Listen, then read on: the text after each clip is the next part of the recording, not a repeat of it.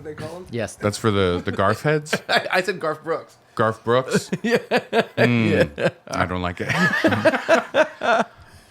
Listen, I know we have a very specific thing we're here for today. Yes. I just want to start, before we even start, I want to start with this. Yes. We are creeping up to a certain holiday. Spring is around the corner. Bunnies are hopping. Yep. Eggs are being produced and left in various backyards. And so I wanted to celebrate the holiday. Okay. There's also another day. They do something called Easter, but I don't know what that is. But the holiday I'm talking about is when the Reese's egg comes back. Oh my! So I got eggs for us. This is good. Thank you. Eggs for my real friends. Yeah. That's good. And nope, doesn't work. Frags. Yeah. Frags for my fake friends. I love it. Thank you very much. Absolutely. Yes. I love a Reese's egg. I do. What they do in the I world. do. Are you as, kidding me? I do as well. They have to. Also, please, Mr. Reese, Dr. Reese, please stop. You've done it. You created You know the what his good name one. is? Martin Luther Reese. Oh, Martin Luther Reese Jr. Yeah. No, I just saw when I picked this up, there's another new cup. Yep. And With that cup spring is sprinkles. or something. Spring Sprinkles cup. Stop it. Stop it. I don't want to bite into it and see what sort of crazy shit. Dr. Reese has dementia. No one will take him out of the factory. Yep. He's walking around like an insane Willy Wonka pulling levers. Yep. I'm putting pretzels in it. All right, fine. Don't tell him. Don't tell him his wife's dead. Yep. Right. Belinda loves pretzels. Yeah, he's thrown himself into his work. Yep. This one has my toenails in it. Oh, okay. We won't do that We one. won't sell that one, but we'll, I love a whimsical peanut butter cup. I want something weird in there every time. I like, Nope. but it's so pure. This is a classic. Yeah. They got to start releasing the big cups. Mystery inside. whoa. Yeah. Don't give him any And you're ideas. like, oh, teeth. Yeah. Oh. Yeah, don't give Mr. Reese any ideas. like that. What's this one? Chipotle? Yeah. Oh, it's so hot. Carnitas. Oh. Reese's asada? I wish. It's so Oh. disgusting. Woo. That is insane. A smoky cup. Yes. Please open the Ooh, episode. oxtail. Hello and welcome to another episode of Funbearable. I am Brad Rohr. I am Ray Himalayan sea salt Reese's cup Harrington. Sounds good. I'm Ray Jambalaya Reese Cup Staten. Ray Staten? Ray Wait, Staten. I said Ray. I always do that. This happens Yeah. too many. Yeah. I will much. say, right in, is he setting me up by saying his name? The blame. The blame should be squarely on the other person doing their job. If you would just say Chuck, you know I'd say yeah, Chuck. yeah. Yeah. Welcome to Brad and the Rays. Shit. Jambalaya was a good one too. It was good. Yeah.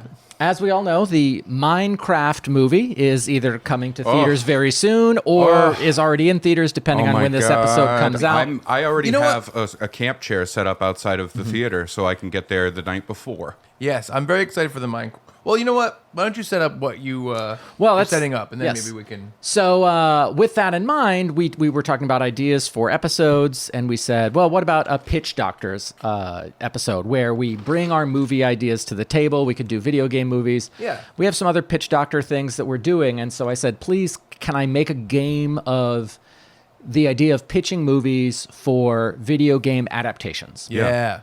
And the boys said, both Rays said yes, or my name isn't Ray. And I said, great, thanks, guys. and so I gamified our little Pitch Doctors thing, and we're going to play that here today. So I love this idea. With a host so excited, how Yes. could you not? well, I was saving my excitement for this prize that I picked up on the way here. Okay. From where? So there's a Could big be anywhere. Walgreens on the paper bag. First of all, a Reese's egg. That is hilarious. Secondly, the candy that we all love the most, Good and Plenty. Oh no! Is that for the loser? And because it's a video game thing, a little Yoshi. A little I like victory that. Yoshi. That's fun. But you can't eat the Yoshi. Can you? Can you eat the Yoshi? I don't. It doesn't say it's edible.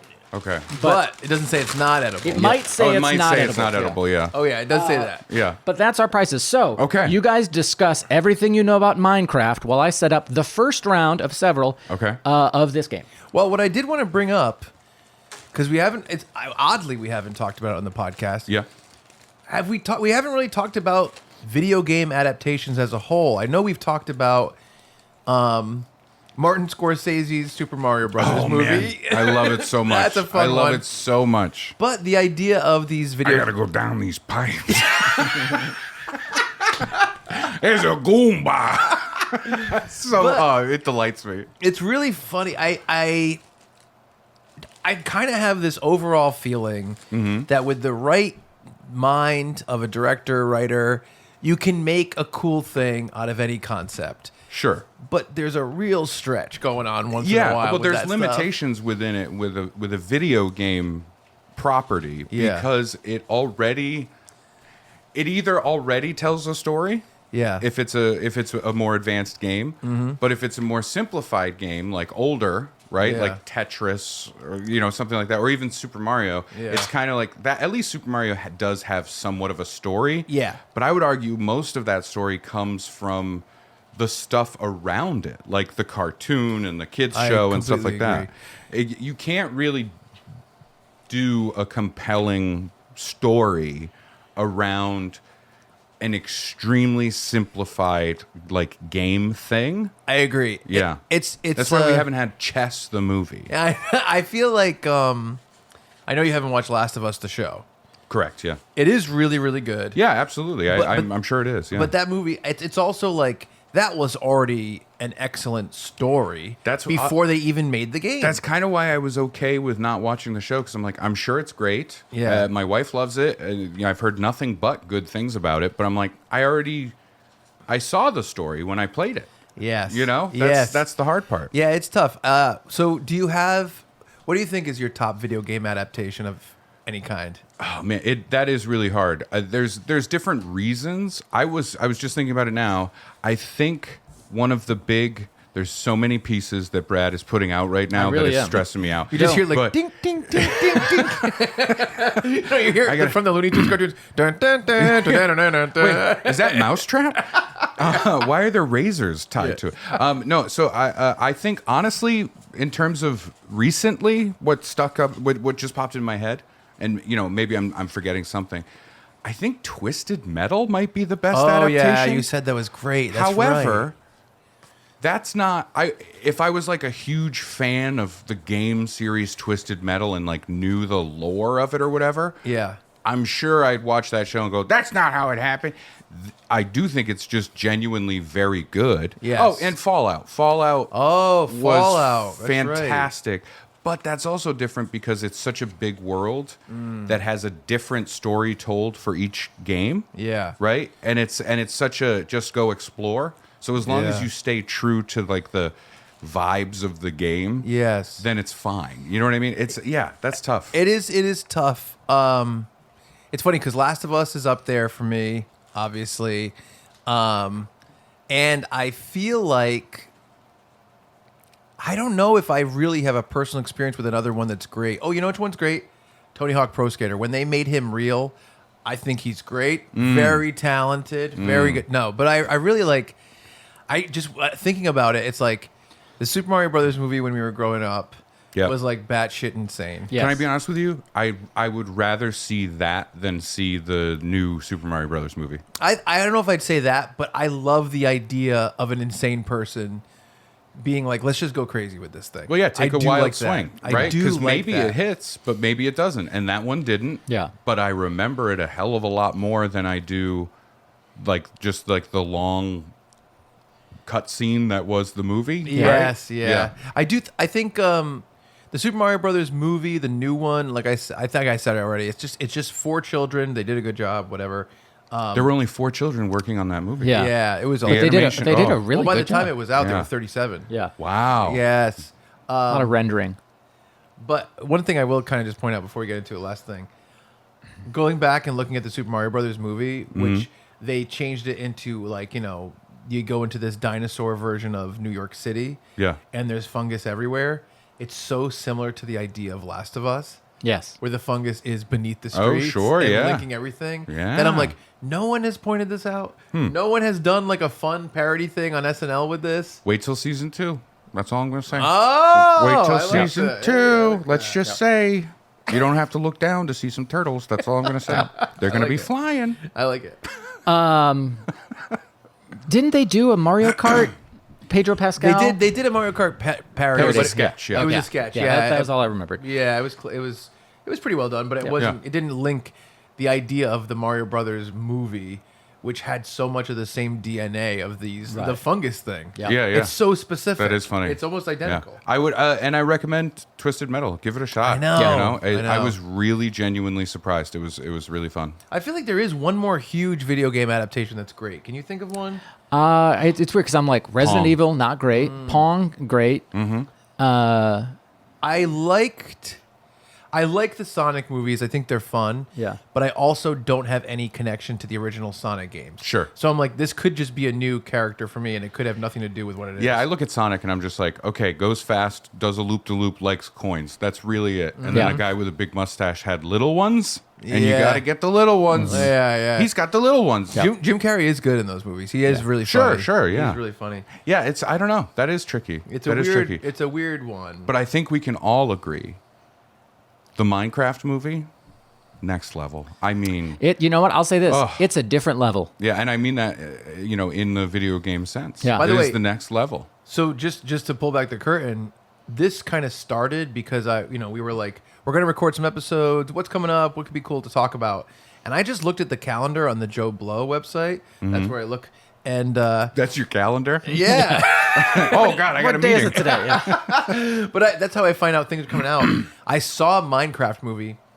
I've never heard of this movie being in production. I never saw a trailer for this movie. I don't know what it's like. I don't know what it's about. I don't know if this is a movie where it's live action and they're going into a world of Minecraft. I don't know if the thing. Have you seen trailers for it? Yes, because Yes. I have a now 11-year-old because So he just what had does his it look birthday. like? It don't look good. It looks like exactly what it is, which is like human actors. Yes. Including Jack Black. And I did know that. Jason Momoa in a pink leather jacket, Cool.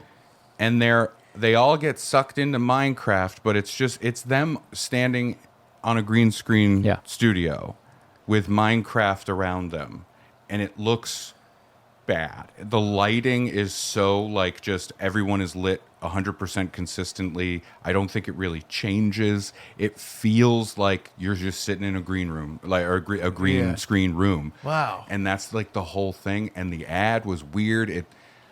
I think the Pedro Pascal Mario Kart sketch Yeah. had better production looking just based on the trailer Right. Yeah. than this like multi-million-dollar movie. Wow. But kids don't give a shit. Like my son, I saw the trailer and I was like, ugh, because he wanted to see the trailer, and Kalina had to be like, don't fucking yuck his yum, and Yeah. because he's just pumped. Yeah, He's like, yeah, it's for Minecraft. I like Minecraft. Yeah. I like Jack Black. Here we go. Yeah, sure. That And makes it sense. does look like Jack Black just sort of showed up, and they were like, oh, and he had a blue shirt on, and he went, no, I'm Steve. I'm Yeah. from Minecraft. And they went, okay. Yeah. And he just kind of happened. Wow. Yeah. Interesting. Well, I Yeah. like that it inspired Brad. Yeah. It so the game right now, round one, we have Do you set have a out name for the game? not yet. Video games, the game.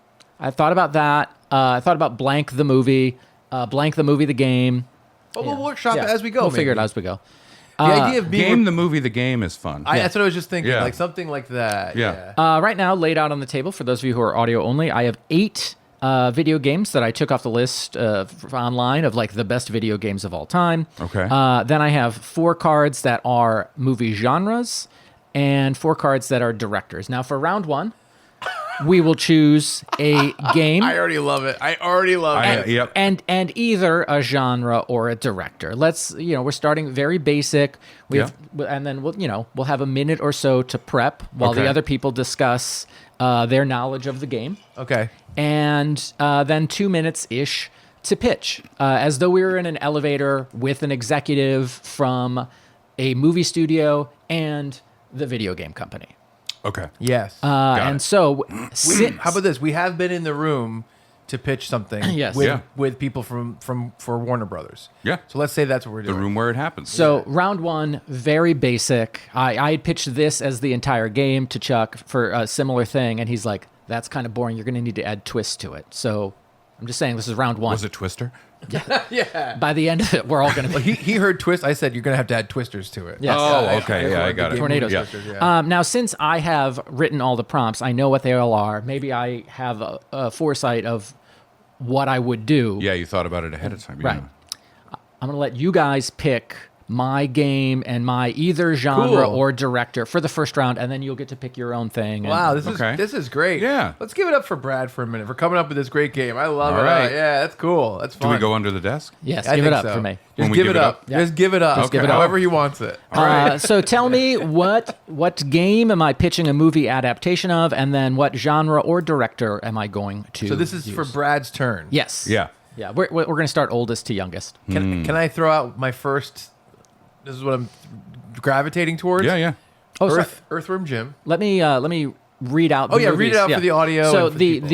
the 8 games that we have on the table right now: Galaga, Contra, Rocket League, Earthworm Jim, Battletoads, Ms. Pac-Man, Mass Effect, Animal Crossing. Can I say one quick thing? Yes. I don't know anything about Animal Crossing, Mass Effect, or Rocket League. I don't know what those are. That's good because when I choose one, we replace it. I have Oh, more, you more have games. more. Okay. Got it, yeah. And so I was like, well, let's have 8 because Yeah. not everybody knows Yeah. every game. And to be fair, like I love Mass Effect. Mass Effect 2 is my favorite video game. Yeah. Yeah. So I think it would actually be a detriment to me because be. it is a story, and I would end up nerding out, going, well, no, that wouldn't happen in that. Yeah. That wouldn't happen. Yeah. Oh, Mass Effect is where you can bang someone, and it's either a hot one or a robot.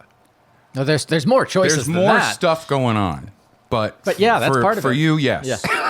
Okay, Yeah, I'm banging that's the what robot. the back of the By box the way, says. robot. I don't The care Chuck how. synopsis is yeah. The four genres we have on the table right now: breezy rom-com, vroom vroom and kablooey, spoof. That sounds like a video game. Vroom vroom kablooey. Did you play Vroom vroom kablooey? That's how I think Conan O'Brien described Fast and Furious. That's right? it's fun. it's a joke from Conan O'Brien about Yeah. how Vin Diesel gives notes on the script for Fast and Furious. That's so How fun. many vroom vrooms and kablooies? By the way, when are we going to get the next one? Because I've been watching that series. Oh, it's and coming. I like it, but the same question keeps popping up in my head. When is Vin finally going to fuck one of those cars? Right? He keeps coming close, but I think that's the end of the series. Yeah. Like when he's finally like, all right, I'm going to do it. You know what I mean? Oh, yeah. family. Right in the tailpipe. You're dirty. I'm talking about mine. breezy rom-com, Yeah. vroom vroom and kablooey, spoof like a Zucker Brothers film, Sure. and mockumentary, and then our directors Quentin Tarantino, Judd Apatow, Yorgos Lanthimos, and Tyler Perry. Trying to get me canceled. Imagine that room. Yep. Imagine that room. Those 4 filmmakers having to have a conversation, like a round table discussion. Yep. Yeah. That's amazing. And again, because we all have different knowledge of different games, and like we're loose goose, loose as a goose. Yeah, we're being Okay. loose. All right. So- We're going to be loose as a slutty goose. Yeah. Loose as Vin Diesel's tailpipe. post credit scene. You keep my tailpipe out of your mouth. Actually, all right, so I'll start. I'm gravitating towards Earthworm Jim for Brad. Okay. What do you think? So now we pick either a genre or a director? Yeah, for round one, either a genre or a director. It's tough because some of these games, too, immediately once you apply them to the other things, Yep. are already comedic. Yes. Does that make sense? That's Yes. what's good about it. Yeah, That's yeah. what's good. Yeah. I think the hardest one on the list of the 4 genres, if we're talking it out, is mockumentary. I think that's the hardest one for, I think, for yeah. a video game thing. Yeah. All right, great. So Do you want to do that? Oh, yeah. I think challenge him. Oh. It's his game, so Well, let's give him the challenge. I Master. regret this decision to go first right now. By the way, Chuck, did you just call him a gay master? That's fucked up. So, don't do that. I'm gonna- Finally, a master of something. I'm going to be pitching Earthworm Jim as a mockumentary to our I hope he doesn't Earthworm Jim the camera. fun fact. I've never played Earthworm Jim. Okay. I know nothing about it. Yeah. So I really regret starting. It was one of like the 5 games I could play on Sega Genesis. Okay, good. So do Ray and I talk while you figure? Yeah, discuss Earthworm Jim, and I would do on. Well, we have to pick a director, right? No, it's either or in the first round. Oh, okay. I'm First sorry. round. Yeah. That's all right. I'm sorry. Earthworm Jim. Yeah. I loved Earthworm Jim. Oh, you know what? I just realized. Yeah. I'm so sorry. Sorry to cut you off. I thought I knew Earthworm Jim, and then just now realized I've been thinking of Toe Jam and Earl. Well, I'm just saying there are a lot of cards left, Ray. A lot of cards left. Toe Jam. I mean, one of those guys, either Toe Jam or Earl. I call him TJ. They have a similar head shape. I think They do, and Like a TJ pink- Miller as well. Yeah. So And I would trust all of them equally. So have you played Earthworm Jim? Yes, I did play Earthworm Jim, but only briefly. I love Earthworm Jim. Similar gameplay as Toe Jam and Earl, I Is think. it? Yeah, it's a side scroller with a Yes. little bit of shooty action. Okay, cool. Yeah. I don't know if I've ever played. See, I had the Nintendo systems. I didn't Yeah. have the Sega Genesis, and I think Toe Jam and Earl was possibly a Sega thing. No, maybe it was on both. I don't know. I don't know. I went Nintendo for so long. Yeah. Did not get to have a Super Nintendo. Yeah. I got the Genesis like right before the Nintendo 64, and then I was able to get the Nintendo 64. Yeah, I went Nintendo. See, the thing is, I had brothers. Yeah. So what happened a lot in my family was like I got a Nintendo 64 and my brother got a PlayStation. Yep. You know what I mean? So it's kind of like we had Jeez. both in the house. All right. Damn. Hold on. We had Must the same. be nice. Well, we had the same. I'm sure we had the same rules. One game on your birthday, one game on Christmas, and besides that, you get no games. No. Yeah. No. Where'd you get your games? I told you my distinct memory of like the first video game I bought was Yeah. Nintendo, and I had to save birthday and Christmas money and then go buy the game. Ah. Yeah. I could maybe ask for a game, but it would be like, okay, but that's for your birthday and Christmas. Ah. Yeah. I was really hoping you guys would discuss specific plot points of Earthworm Jim there. He's kind of going after a princess of some all kind. right, princess. I'll There's a have that. bad chicken. There's a space chicken that's He had after a him. suit, a space suit of some kind did. on. He did have legs, legs and feet. Well, he's The so suit. he doesn't. He's in Earthworm Jim 2. You can play some levels as Earthworm Jim, just the Earthworm, Yeah. and he's put into a suit. Oh, a and mech he's, kind and of he's thing? kind of controlling the suit. God, is that's what's the happening. lore of Earthworm Jim. Jimmy. I'm ready for a Jimmy the Worm. 2-minute-ish pitch, elevator Jimmy pitch. the Worm guy. Jimmy the Worm guy. About Jimmy the Worm guy, a mockumentary. All right, I'm starting my clock. His tattoos are fucked up. So it's documentary style. He's an alien that has come to Earth seeking asylum, and so we're gonna get really heavy-handed with the. We're already into seeking asylum. Yeah, we're gonna get really heavy-handed with the immigration debate. And Please things like that. please tell me Donald Trump is the villain of this movie. He, you know what? The space chicken's gonna have a questionable toupee And a big red hat. and a big red hat. It's gonna be how do I assimilate to Earth life? So we're gonna see him like things that we take for granted as people who have lived on Earth most of our lives. Fingers, toilets, things like that. Things like that. He's gonna be very confused by, and so you're gonna Yeah. get an element of those Nathan Pyle comics, the web comics of like. It's the big head aliens of like you are eating you've seen them. the disc with tomatoes and cheese, and it's like yes, I ordered it and it was driven here by a teen, whatever. Gotcha. Those that kind of stuff. How does Earth work? Dealing with fish. He's an earthworm, so he's scared of like fish and fishermen, and Ooh, the okay. fishermen want him. The fishermen want him on their hooks. It sure, Fishermen want him. it sure is. Man. Just stay away from the docks, Jim. Jim, stay away from the docks. Is this part of the plate of his character? Oh, yeah, The yeah, yeah. fishermen are after him because he's a big worm? Well, you know Of what? course. Red hats. So why are they after him? You know what else he's afraid of? Early birds. Yes. I also had the idea that it rains, and that's when he goes outside. And he's like, oh, it's still raining. He's really struggling. Early birds. He hears a cock crow I don't and he's know like, this "Whoa." game. And part of it is the princess is the idea of it's more metaphorical. This princess of like legal status to stay on Earth and be protected as a citizen of Earth. Okay. But I think because of the way the world is in 2025, things aren't going to go so good for Jimmy the Worm Guy. I mean, if he wants a relationship, couldn't he also like cut himself in half? And then there'll be 2 Jims. I don't know about Earthworms. Double Jim. But that's Double my Jimperty. I'm not gay. that's my I don't even have that on my plan. my 2-minute pitch for a mockumentary for The Earthworm mockumentary Jim. part. I didn't hear much about the mockumentary. Hold on.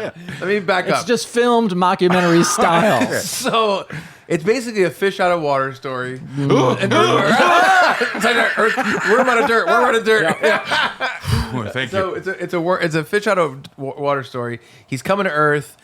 Can we get some mockumentary moments in here that we come up with real quick? Yes. Yeah, Fisherman that was kind of looking at the camera going, I mean, look at the size of them. You know what I mean? That kind of thing. That was going to be one of my things. They're licking their lips. We each get one question of the pitcher. So if Ray has a specific question that I have to answer, if Chuck has a specific question, that I have to answer. Where does the main villain, the big chicken in the spacesuit, who he's very generic in the game, he's just like bad guy coming after Earthworm Jim. Does he play into this movie? Yeah, I think so. But I think it's a lot of like sit down interviews, and he like is mad at the interviewer, and he'll storm out. Like you can tell The chicken? Yeah, he's rude. He's villainous. Why would he agree to sit down? What is going on here that he was sitting down for a documentary? It was like a news report, and they're like, so why do you want Earthworm Jim dead? And he tries to hedge, and they press him, and he's like, I don't have to answer your questions, and gets up and clucks away.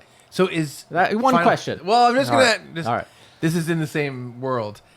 Is he also on Earth for the first time, or is he used to Earth? He's on Earth, but people accept him for the first time, or has he been here? He's been here longer, but he's accepted because just like modern immigration, yeah. Because he's they're like, oh, you don't. I don't want to say you don't look that different from like Earth chickens, but like people are like, oh, a chicken, I could pick it up and hug it, and a worm, they don't pick it up and hug it. Okay, generally speaking, sure. Right. So it's Here's my question for you. Yes, please. In this film, are you doing? I'm assuming you're doing like a CGI Jim. Yeah. I like that. Who's voicing Earthworm Jim? Oh, great question. Oh boy. Great question. I think we're going to put it out to a couple people, but I think it comes down. He's a little like Southernish. Yeah. He'll be, whoa, Nelly. Okay. Yeah. Stuff like that. I want Chris Parnell to do the voice of Earthworm Jim. Cool. Yeah, I could see that. Yeah. I like Parnell it. rules. Good choice. A lot of very accessible. Yeah. I'm a worm. Yeah. He's Funbearable guest, Chris Parnell. Yeah. Yes. That's right. Well, that's pitch number one. All right. Round Ding, number one. the elevator Yes. door opens and you step out.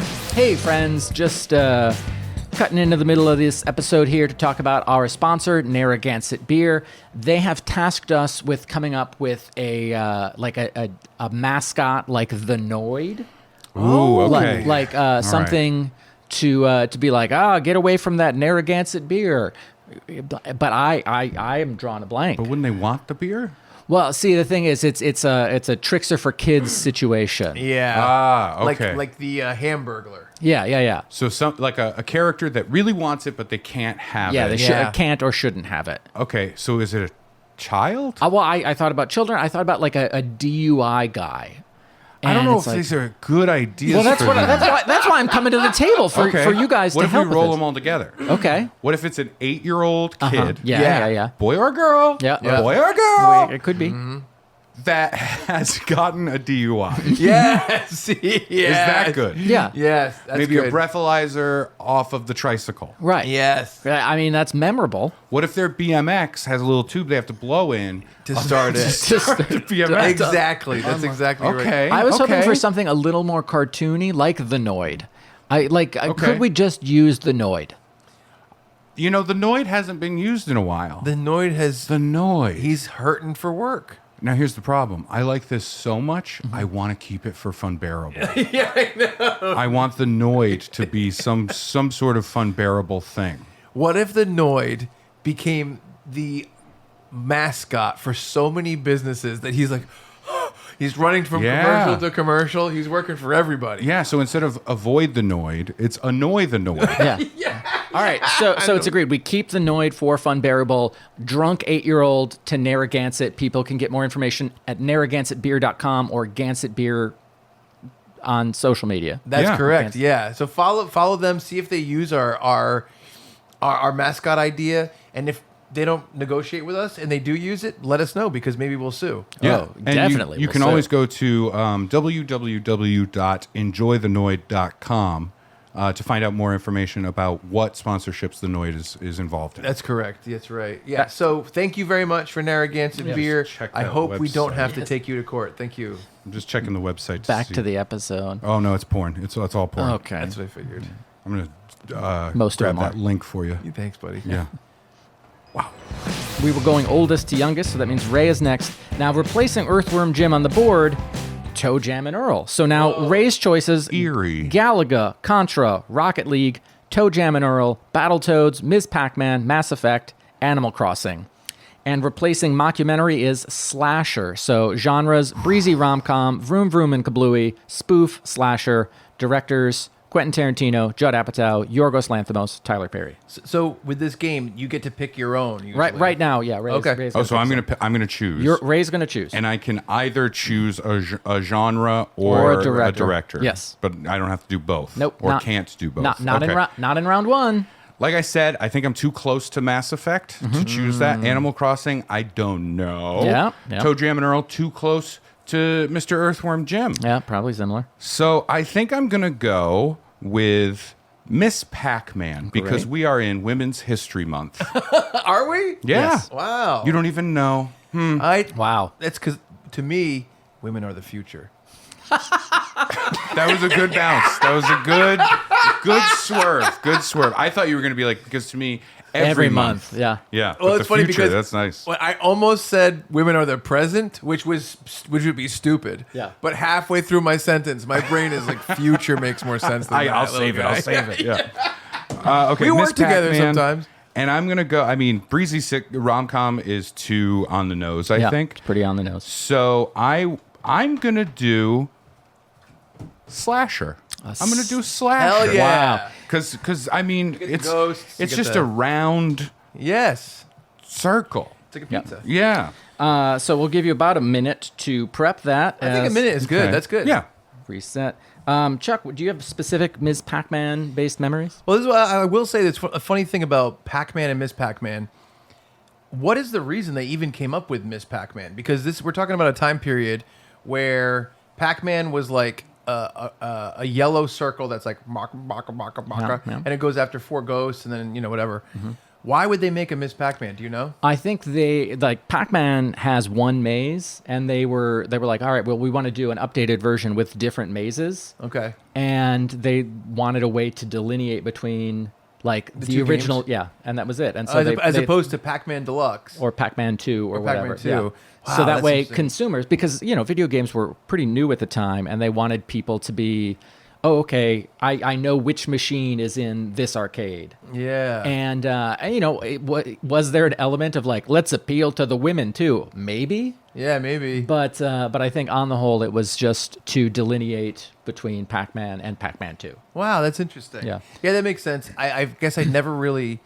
It's so funny. Some of those older characters, because to me, my Genesis, damn it, my Genesis for video games is like 8-bit Nintendo. Yeah. So it's like Mario Brothers, and I have the licensed games that I love. Like DuckTales was a huge one too. Some of the Simpsons game for 8-bit for Nintendo. But then it's like the stuff that's before that, that's like legit arcades and probably was ported to Atari and stuff like that. Donkey Kong did come to NES. Right. But stuff like Pac-Man, Galaga, those older games, I have such a little understanding of the behind the scenes of them. I get you. And also how the development went. Yeah. Because to me, it had to have been, well, here's a way to move this and press this button to do this.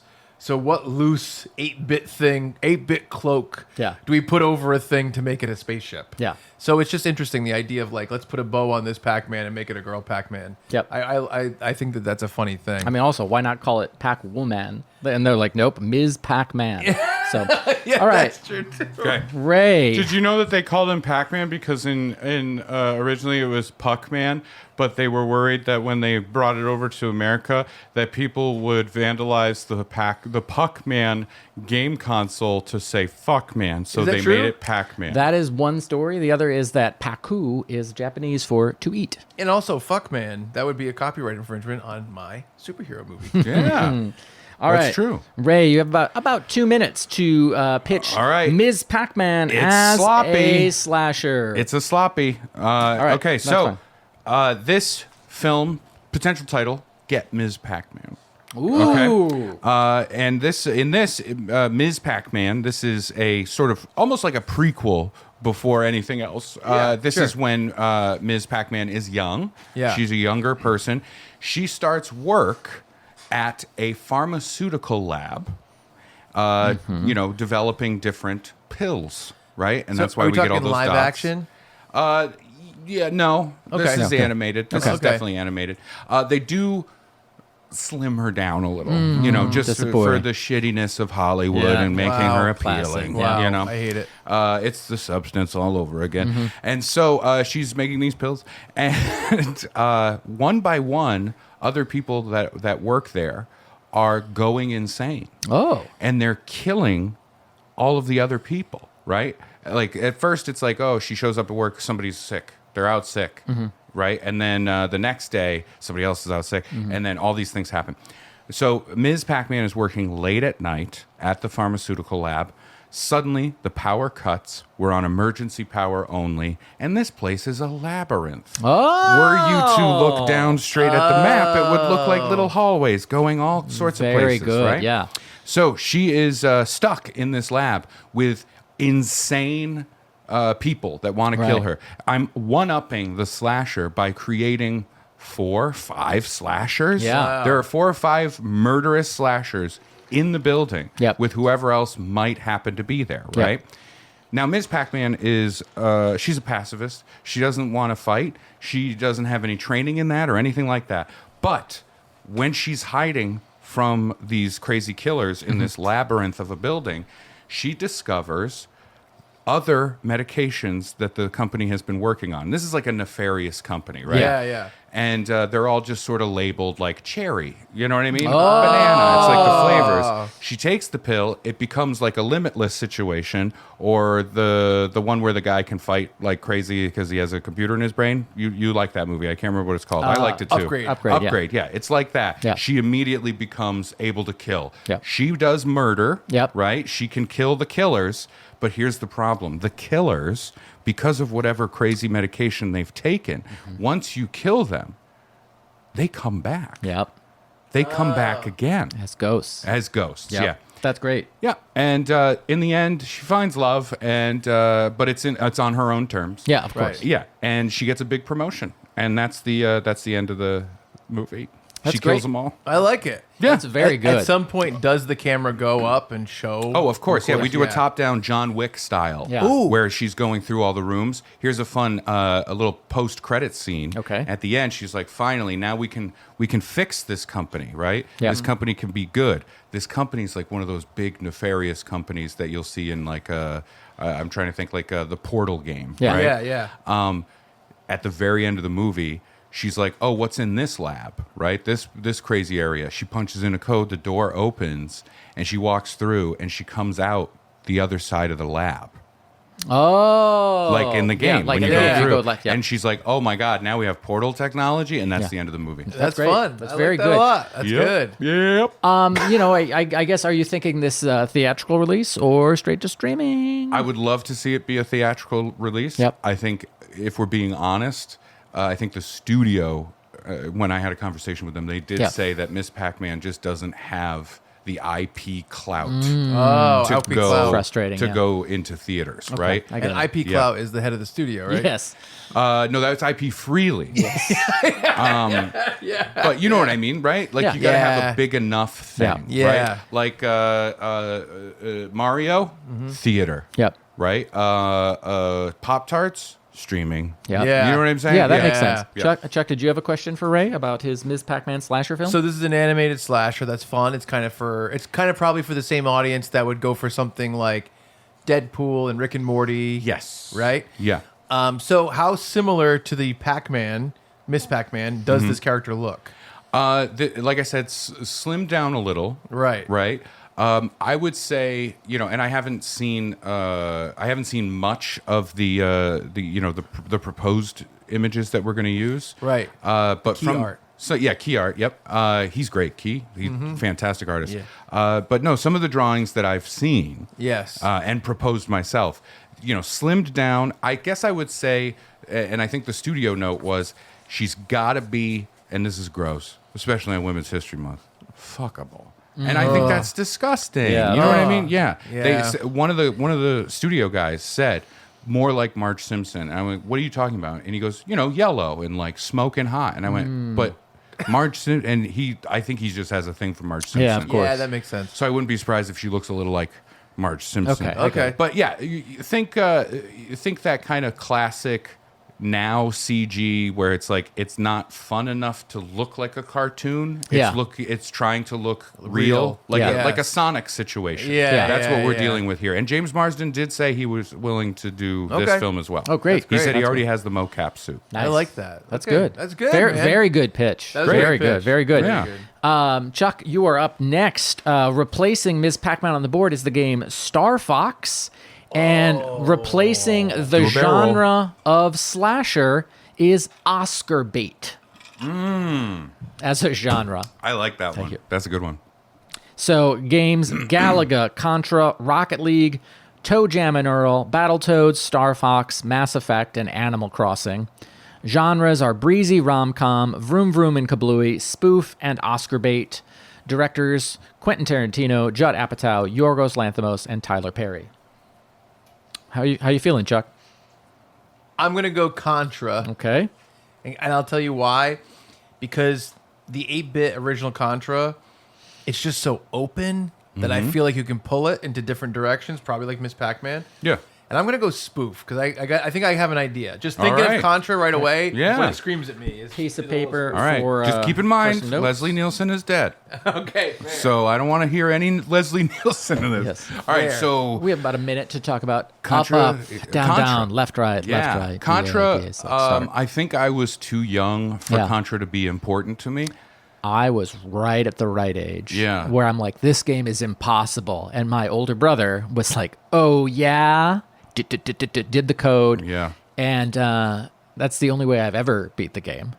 Yeah, I remember that game, and as a kid, I remember being just like, oh, it's a frustrating game. Yes. Because I didn't want to play a game where it's like, no, the point is it's challenging. Yeah. Right? I wanted, when I was a little kid, Yeah. I'm like, but I want an adventure, I'll say I went for a while of like, challenge is fun. And I just came out the other side where I'm like, this game is too hard. It is not fun. I'm changing the difficulty. That game is 9 Souls. It's on Xbox Game Pass. Very fun game. Went to story mode, and I'm like, this is still a challenge for me. I'm not a good parrier. That's fair. But That yeah, is fair. Contra, I think Chuck bought me like the Contra collection for Xbox a couple years back of like Contra and Super C and things like that. Yeah. But I to me, it's best played on a blocky controller. Oh, 2 sure. buttons. And Yeah. No, I kind of never really. uncomfortable. That's one I didn't really play it that was- much, and yeah. I just didn't have that feeling. We didn't own it. My friend Mark had it, and I would go over to his house for a sleepover, and we would, play Contra and be like, we did it. We beat the game. Yeah, and yeah. it's like, well, it took us 90 lives to do it, but we did it. I did play. What I played a lot was I ran Contra. I Yes. played that a lot. Yeah. Oh, yeah. It was like, oh, who's going to be Ollie North? Right, Who's right. going to be anyone else I involved? thought it in was the really thing? good. I think a lot of people were hesitant because they thought that the studio, had a killer hit and then wanted to recreate it. I'm talking about Bay of Pigs that Yes, was on Atari. yes, yeah. The Atari Bay of Pigs, and It was Very blocky. Blocky very pig. blocky, Yeah. very blocky. But in that game, first in history, you get to shoot the president. Isn't that crazy? That's great. All right. That's a JFK Yes. thing. I'm not saying anything else. Yeah. Chuck, you have about 2 minutes-ish Okay. to do your spoof pitch for Contra. And Elevator door shuts. go. All right, so this is Contra. It's kind of a spoof, but I want to say it's a spoof. And here's my quick log line. It's like Starship Troopers meets Team America. Ooh. Where Starship Troopers is more of like a satire of military stuff. This is going to be in that world, but with two like meathead brothers. The main characters are Bill and Brad. That's what I looked up. That's all I looked up was their names, just so I had them. And they're kind of like, yeah, fuck yeah, USA, blah blah blah. And they want to become military guys. But the whole thing is a spoof of dumb guys that are like that. So during the military, we have the military training, right? Yep. We have the stuff. They're accidentally blowing people up. Yep. And they're learning how to do stuff. There's explosions. There's a lot of action stuff. It's kind of like Fast and Furious, where some of it is so ridiculous that obviously it's like meant for just like fun moments. So they build it up, kind of like second act. They do the big run, like the game, where they're running through the thing and they're killing a million people and they're Yeah. kicking ass. They're super buff. They're being stupid. There's jokes, right? They go through all these different areas that are going to be reminiscent of the initial Yes. 8-bit game, which is like tunnels underground, Yeah, the jungle, forest, stuff yeah. like that. Jungle, yeah. And we can make the enemy kind of much like Top Gun 2. They never named what nation it was that they were true. going after. Yep. Yeah. We can make it that, or you can make it specific. And the whole thing, it's pro-USA, right? All crazy. They get to where they need to go, and they get to the final person they're after to kill, and they kind of learn that they're the bad guys. And they're fighting for the wrong side. Yeah. And the third act is them joining the people, the good guys, whatever the thing is, Yeah. against America coming after this thing, and they do the run backwards through the entire thing of everything they did. That's fun. To get back. Which I Yeah. think is pretty, and I think you could do a lot of fun spoof stuff with that. In the style of Starship Troopers type propaganda. Yep. You know? A lot of Team America World Police, just the DNA is there, where it's like, you know, you could tell that they're doing a lot of stuff tongue-in-cheek. And then, just in the Fast and Furious way, I think that making the explosions, the chases, the stuff, making it that heightened adds to the comedy. Yeah. Even though it's like fun and like you see the fun stuff, but it's like when Vin Diesel crashes his car on that wicked high highway and flies out of it to catch Letty on the other highway across and land on the hood and they're fine. That kind of stuff is part of it too. Yeah. I like it. That's where I'm going. Part of the fun of Contra was the varied weapons. Can you talk a little bit about what weapons will be featured in this movie? So I think in Contra, they have like the typical machine gun, which is like a base. Yep. And I don't know it super well, but I think that there is a laser beam that kind of waves. Yeah. And so they could find that. That'll be cool because I've never seen that used in a movie. It's essentially like, imagine like a 25-foot laser beam, but when you go like this, it actually waves. And so you kind of wave it and kill people. Yeah. There's homing missile stuff. Yeah. But I think throughout the movie, they have to keep finding those weapons for people that are fans of the original series. We'd plot them out and space them out. Oh, the spread gun. And whatever the biggest one is, Spread gun. that's what they grab right before they get to the final chase scene. 5. Oh yeah, the 5 thing. Yeah. Yeah. And that would be fun to see in a movie. I'm picturing a scene of like the two of them running and like, music's playing and they're shooting and explosions and it's very like orange, right? Everything that's going on. But then it cuts to the perspective of the people in that jungle, and that's more like a blue kind of more grounded reality hue. Yes. And it's brutal and horrible and awful. Yeah. That's funny. Yeah. That's funny. Yeah. That's a great juxtaposition. I guess my question, Yes. I'm going to be a little stickler. We got to talk about the difference between a spoof and a satire, because those are two very different things. See, I would like to pull in stuff that's a little bit more Naked Gun-esque in terms of like, imagine a wide shot and they're like, man, he's so bad with grenades, and it's him, like it's like far away kind of, and it's one of the guys, and there's like the general next to him. He's like, his aim is terrible, and he throws it and he's looking like this, and then the general blows up. Yeah. Like stuff like that. Yeah, that's a spoofy thing. So right? I do want stuff like that as well. Yeah. It might veer into satire too, but I want to have the big physical comedy moments and the stuff that's dumb in the background and different things like that to It's make true. it a spoof. I think I'm trying to. I was trying to think of like how do you describe the difference between those two things? And I think satire is the product of the movie itself is speaking to something larger outside of it, right? And spoof is the product of the movie itself is making fun of what the product of the movie is. Yeah. Does that make sense? Yeah. Yes, and I think that we're going to get the spoof moments. What you would get for spoof moments too is like if they are like crazy pro USA, I would want to try to basically parody. I kind of like maybe like parts of like Saving Private Ryan. And parts of like war movies that are famous that you can kind of actually make a spoof of, like like things that are big moments. Pull in big, like classic kind of military stuff. exactly. Yeah. I think that'd be fun. I think that'd be a fun way to go. Nice. And if they're gonna make a Contra movie, that's probably your best bet. That's true. It's to make it a joke. That's true. You know. By Replacing. the way, Bill and Brad. I know. Brad sounds like a real tough guy. No offense to you, but I think if there were two men running and gunning through a jungle, like these are our last hope. Yeah. To know that they're Bill and Brad, I'm like, I know. Maybe. Yeah. can we get a Rock and Charger in here? Yeah. Exactly. And I was thinking, I know he might be too old, but I think for the tone of one of the characters, how awesome would Will Arnett be? And just in terms of his voice and the way he can play it. But I think he's too old. Yeah. You know what I mean? Yeah, no, I think you need a time machine, and it has to be Sylvester Stallone and Arnold Schwarzenegger. Oh, You know? imagine. Yeah. Yeah. I'll be Bill. Oh, no, don't do it. Yes. Wow. Well, I guess Fine. that makes me Brad.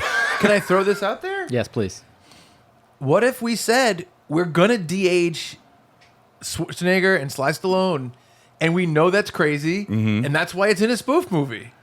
I mean, And we're going to get guys that look like because what they'll do sometimes now, like they replace did the for face. the, Yeah. for the Yeah. Winklevoss twins in Right, Social right. Network. They got a guy that had a very similar facial structure. Yeah. They put his face on it.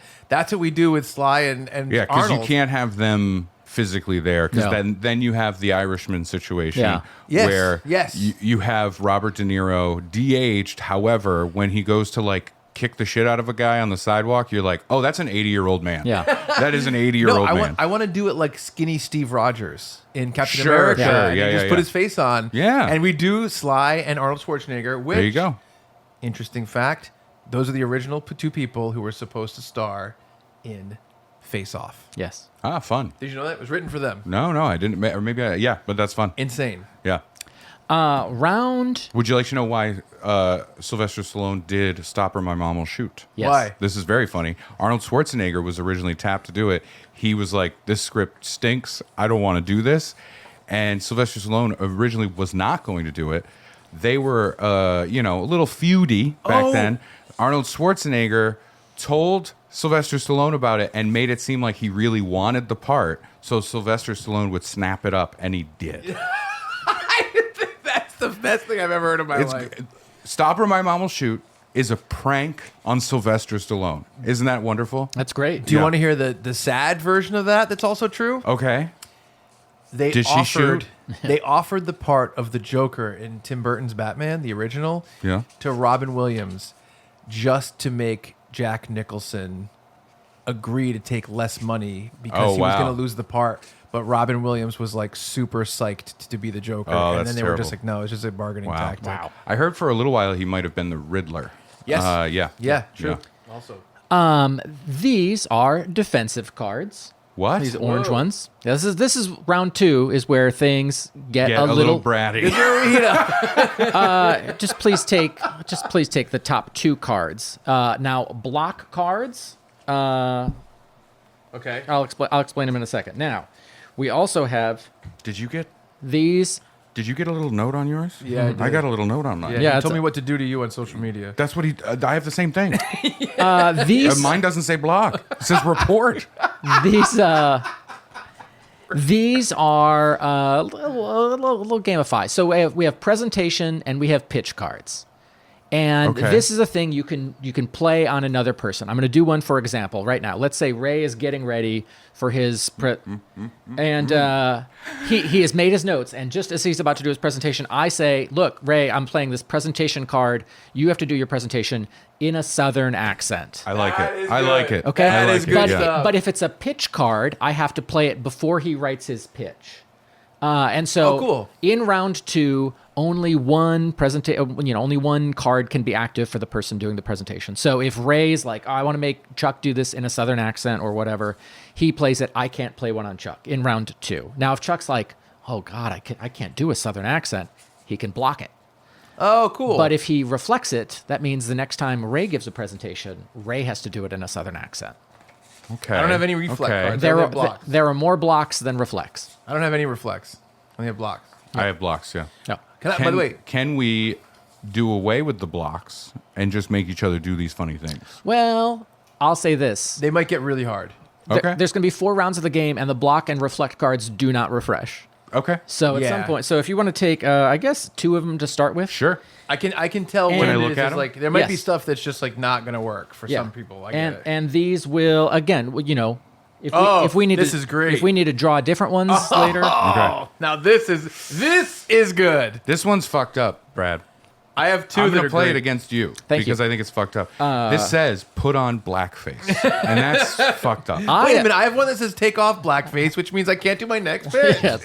Now the order for the next round will be the suavest to the goofiest. So who among us is I mean, the this is a suavest? battle. We're all on Goofy, I think. I think we all land on Goofy. Least goofy to who's the suavest? Suave. That's it. I'll go. I stand out of this. I I'll- don't want to. I'll go. How do you measure Let suave? Brad choose. I will. I was going to say that Ray, because he's married, is the suavest. Chuck, because he's I mean, in I did trick a woman into being with me forever. Chuck, That's a Chuck- pretty big. That's suave. Chuck's in a I've long-term tricked women into relationship. doing a lot of things, and they're pretty bad. But they were only for 1 day. Yeah. So Life. I'd say suavest. And I put another person Yep. in her. Oh, now that's suave. Suavest, second suavest, third suavest. Yeah. So All right. All right. Can I? By the way, can I make a pitch for the name of the game? yes, Video game, the movie, the game. yes. Yeah. That's pretty good. I'm in. Yeah, absolutely. I think that's not bad. yeah. I thought that's what we agreed on. I thought we said it was blank the It, movie. it- the it game. was game the movie the game, but video game Yeah. the movie. I think video game the Yeah, movie sure. the game is funny. So now Ray is going to choose. Based on the novel Push by Sapphire. Yes. Ray is going to choose a one of our 8 games here, Galaga. Okay. And by the way, after this round, I'll be wiping the board and putting 8 new games. Okay. Okay. I'm choosing for myself. Choosing for yourself. Okay. I'm gonna go. We've Now, do I have to pick just one again? I think or I think both? for round 2, I think we pick a director and a genre. Yes. Okay. Good. And we replaced Spoof Oh. with Lifetime movie, and we replaced Contra with Qbert. Okay. All right. I'm gonna go Wow, both. with. I'm gonna go with Animal Crossing Animal Crossing. because I don't really know much about it. That's all right. I didn't know anything about However, Earthworm Jim. I feel like the other 2 things are good kindling. So I'm going to say it goes with Lifetime movie Okay. Yeah. and Quentin Tarantino. Oh, wow. His first Lifetime movie. Now, Yeah. you will get. I like a challenge, okay? You will get a minute Sick of ish. it, man. I'm sick of looking at feet. I want to see paws. Animal Crossing. You'll get a minute ish to prep. Okay. And then 3 minutes to pitch for the second round because we have so much to fit in. Chuck, what is your experience with Animal Crossing? None, right? I don't think I know anything about Animal Crossing. I feel like I know a lot of it. So Animal Crossing has existed for a long time, I Yeah. think. I know a lot of adults who played Animal Crossing for the Switch. Yes. Like a lot of people who are just like, oh, God, my dog or my Yeah. my pig. I don't know how it goes. I think if it didn't come out, it rose to popularity during lockdown. oh, okay. And there's so much of like collecting where you're like, oh, I have to go to the east side and use my net in the water to get the silver fish so I can trade it in for more bells so I can buy more things. And it's just... Is it, and tell me if I'm wrong, don't be scared. Is it Tamagotchi? I don't think it's Tamagotchi. You're not keeping your animal alive? I don't checking in? No, I think you're checking in because when you check in, you get more resources to improve things. You can be like, I got a new chair for my house. Can I make a pitch for the next when we play round like another time? Yes. Tamagotchi should be one of the games. That would be funny because it's so minuscule. I mean, I have a halftime game that's pretty stupid. Oh, so, that's what I like to yeah. hear. That's really funny. But yeah, I haven't. I guess I played with my niece and nephew like very briefly. Yeah, I got nothing. And it was the same thing where they're like, "Oh, there's a special butterfly we're trying to catch, and it's only this week that like the butterfly is on the island." Oh, interesting. And so they'd run around with their net, and any like bug graphic they'd see, they'd press the button and do what they need to do to capture the bug. Can I give you a little note for the game? Yes. Maybe it like for the next time we do it, when someone picks the game, maybe you have a bunch of trivia facts for the game that we talk about during this time. Yeah. Because then it's almost like if the audience doesn't know about the game as well, they get to be a little filled in about it. You know what I mean? Yeah. That's cool. I like that. All right, Ray, we are ready for your 3-minute pitch. Animal Crossing, the Lifetime movie directed by Quentin Tarantino. All right. 3 minutes-ish, starting meow. Okay. Animal Crossing. Yep. I don't know too much about it. I know it's very cute animals. It is. Yes. Doing various life things. Yep. A Lifetime movie. I don't think I've seen a full one, but Right. we all know what a Lifetime movie Yes, is. we And do. Quentin Tarantino, we know his entire oeuvre, right? Yes, we do. So I'm going to start with my pitch by just saying, first and foremost, they say it all the time. Wow. Okay? All they the time. say the N-word Yeah. so much. Yeah. They're adorable. Yeah. But they use it. Yeah. You know what I mean? Not course. pejoratively. No. You know, it just kind of, you know, Yeah. it's like, hey, we can use it. You know what I mean? Yeah. That kind of thing. Yeah. It's different in Animal Crossingville. Yeah. So our main character, Mrs. Rabbit, is having a torrid affair with the mayor of Crossingville or Wow. whatever it's called, Uh-huh. right? Now, when a local reporter who's a hedgehog Okay. finds out, by the way, all adorable. Yes. This is the key. The movie will never let them not look absolutely cuddly. Great. They look like mallow stuffed Oh, animals. yeah, they yeah, are yeah. so, they're big and round and adorable. Yeah. And you want to hug them, but they're saying the N-word sometimes. Yep. Yeah. Now the reporter finds out, and instead of releasing any articles or news about this, the mayor having an affair with Mrs. Rabbit, the reporter tries to blackmail Mrs. Rabbit. Yeah. Very Lifetime. Yep. What will my husband say? Yep. You know, that kind of thing. And so Mrs. Rabbit, at the end of her rabbit rope, decides to hire a hitman to kill the reporter. Okay. 2 hitmen show up. They're adorable. Yep. Their names are Max and Jax. Yep. And they are voiced by exactly who you think. Yeah. Yeah. Right? Samuel L. Jackson. Yep. And I just blanked on his John name. Travolta. John Travolta. Thank you very much. Quentin Tarantino does have a small cameo Yep. as a rat. Yep. Who also says the N-word. It says it a lot. He does. Yeah. He does. He has a whole coffee thing. Yeah. He, Yeah. he loves his coffee. Yeah. It's basically like we get to do a lot of fun creating moments of Pulp Fiction, Django Unchained, like Yep. all of the Quentin Tarantino movies. We get to kind of inject some fun because I don't think there's anything more fun in that world than like really cute preschool looking things Yeah. speaking very adult ways and having to deal with really dark adult emotions. Yes.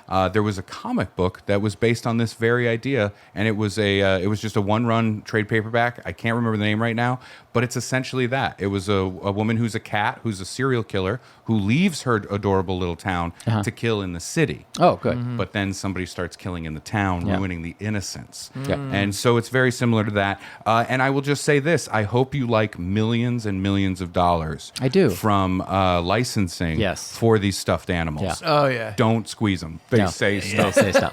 Well, one thing they say. Yeah, the rat especially. So are we thinking I guess 2D animated or 3D animated or like in-game engine like Yeah, I think we're going. The look here, we want to capture a very like softened, rubbery 3D animation, something that you would see on like a Nicktoons or Got Nick it. Jr. Disney Channel Yeah. kind of thing. Okay. Yeah, Cool. Paw Patrol-y kind Yeah. of thing. So are we kind of using this, the Quentin Tarantino thing and the Lifetime movie thing, as fuel for the comedy of this project? I think the comedy's there, but the key to the comedy, the overriding mantra going into this filmmaking, Quentin Tarantino says it in a lot of his interviews after filming this, and unfortunately he rarely gets to talk about it because they're just asking him about violence, right? Yeah, and yeah. he's like, it's fun, it's good. His whole thing is like, no, we shoot this dead serious. We allow the comedy to come out through that serious attempt. Okay, right? that's great. I think Will Ferrell and someone else did a Kristen Wiig. yeah, they did a Lifetime movie, and it was exactly that. We're gonna play it dead serious, Yeah. because I do want to see these extremely like violent things happen. Mrs. Rabbit gets pushed to the edge. I Yeah. mean, Yeah, of covered in course. blood by the end. You know what I mean? Our heroine she's been through it. So Quentin Tarantino is kind of a marketing aspect of this. Yeah. Could we have a post-credit scene where they just do the big speech, the big thing at the table from Reservoir Dogs with Steve Buscemi about Tip? Mr. Pink, Yeah. and the tip thing? Like, could yeah, we just sure. do that with the characters from this? Yeah, absolutely. I think that's a possibility. There are going to be a lot of scenes that are, Remissioned? they're just callbacks to Tarantino movies, like the two hitmen showing up talking Yes. about Big Macs and things Yeah. like that. The Royale with cheese. Yes. I think it's a lot of fun. I think you have a small pony named Django Yeah. show up. You know what I mean? Yeah, Like, yeah. why not? Yeah. Why Yes. not have these fun things? That's Yeah. great. Brad Pitt voices a guy who's cutting scalps off of little adorable animals. Yeah. Yes. That's what you got to remember. These are cute. Yes. Yes. And this stuff is fucked up. Yeah. Like, I like it's it. graphic. It makes like Saw look like Paw Patrol, right? yeah. Like it's I like this. Nice. That's Very good. good. That's Very really good. good. Very yeah. good. And you know pitch. what? I know I'm doing it as a goof. I don't think we've ever seen that. I know. No, that would be fun. I think Yeah. I could do 90 minutes of that. Oh, yeah. If it's done really well and Right. again holds like, no, we do it dead serious. Yeah. Yeah. No, that is fun. But That's it's just definitely adorable little animals. Yeah. Oh, yeah. I'm I with like you. it. Very good. Chuck, it. you are the second suavest. We have replaced Animal Crossing with Castlevania. We have replaced the Lifetime movie with a holiday film, like a Christmas movie. And we have replaced Quentin Tarantino with Greta Gerwig. Oh, real quick, just I Yeah. forgot to say the teaser trailer. Yes. So it's very short. The teaser trailer for my movie. You see Mrs. Rabbit, Yep. working in the garden, right? And she's doing that kind of thing. It's all beautiful. Yep. People pass by. Hi, Mrs. Rabbit. Oh, hello. She's doing that, and then the camera slowly comes over her shoulder. She's actually burying a body. Nice. Yeah. And then it just cuts to. I hope we have a bunch the of title. stuff like that. Yeah. Yeah. That's like Mr. X. yeah. All these little teasers are fun. Yeah. That is very fun. Yep. Okay, I'm picking. You ready? Yes. So how do we know who wins? Because you have prizes. Yeah, I'll figure it out. I want to see a Judd Apatow Okay. directed holiday film Okay. about the Battletoads. Ah. Wow, Battletoads Hanukkah. It's Judd Apatow. Judd Apatow, right? yeah. Battletoads, I played for the, it was a game I rented, didn't own it. Sure. For the NES. Got stuck on the speeder bike level, never beat it. Years later, when I was in college, downloaded an emulator with save state and all that, and I did finally finish Battletoads because I could save at each little checkpoint with F2 or whatever I was pressing. And then more recently, Chuck said, we should beat all the Battletoads games. And so we've played through all but like the 2022 version or Okay. 23. Difficult games. But with the rewind button and save states and things like that, we were able to complete them. Oh, that's good. Yeah. I don't really have much experience with Battletoads. Yeah. For me, the most experience I have with it is like the memification of it. Yes. Calling it being, and asking, do you have Battletoads and stuff like that? Yeah. That was a thing. Yeah, that was a thing. It was like a pawn shop or something. They would call every day. That or it was like a GameStop or Yeah. something like that, or like an EB or something. Yeah. I don't know. But yeah, that was a thing. That's where I really knew Battletoads from. Yeah. Was a lot of that. I think there was a cartoon. It might have been At some I'll point. say I was super psyched because I saw it in Nintendo Power. And that was what made me want to play the game. I'm like, oh, Gotcha. this looks like a fun game. There's fighting levels, there's racing levels, there's puzzle levels, and no understanding or appreciation for how difficult the game would be. Yeah. And it's so tough though, because I think for whatever reason the thing I was getting from any kind of word of mouth or like looking at the game or anything like that was Ninja Turtles knockoff. Yeah. That's what it felt like to me. Yes. Because it was like, oh, here's another group of vaguely amphibious things that have been dudified. Yep. You know what I mean? Yep. They've been put through the radical machine. Yep. And I think if they had a different like attitude, Right. I may have been able to separate them more. Right. But it really it seemed, that's a great it felt point. like, Kmart Turtles. Got you know it. what I mean? And I think that's a disservice to the games because Yes. I'm sure the games were really fun. Yes. All right, Chuck. I know you're frantically looking up what Hanukkah is. And you're still trying to spell it? Why is there a C? I keep getting like hookah bars near me. Yes. Chuck, I would love to hear your pitch for a holiday film directed by Judd Apatow about the Battletoads. Okay, so first of all, the Battletoads, they are just a Turtles ripoff. That's basically what it is. Okay, yeah. It's like they saw, and Turtles spawned a lot of things. My buddy Wade got me the Radioactive Mutant Hamsters run of comic books, which was just a copy of it. Oh, There was like God. a ton of that Yeah. stuff. Yeah. Battletoads, I think, was probably the most successful in like the video game field. Mm-hmm. So in the original Battletoads game, essentially there are 3 Battletoads, and in the first game, their names are Rash and Zit, or Zitz. Yeah. Those are the 2 main guys, Yeah. and they're trying to rescue the third one, Pimple, who has been kidnapped by the Dark Queen.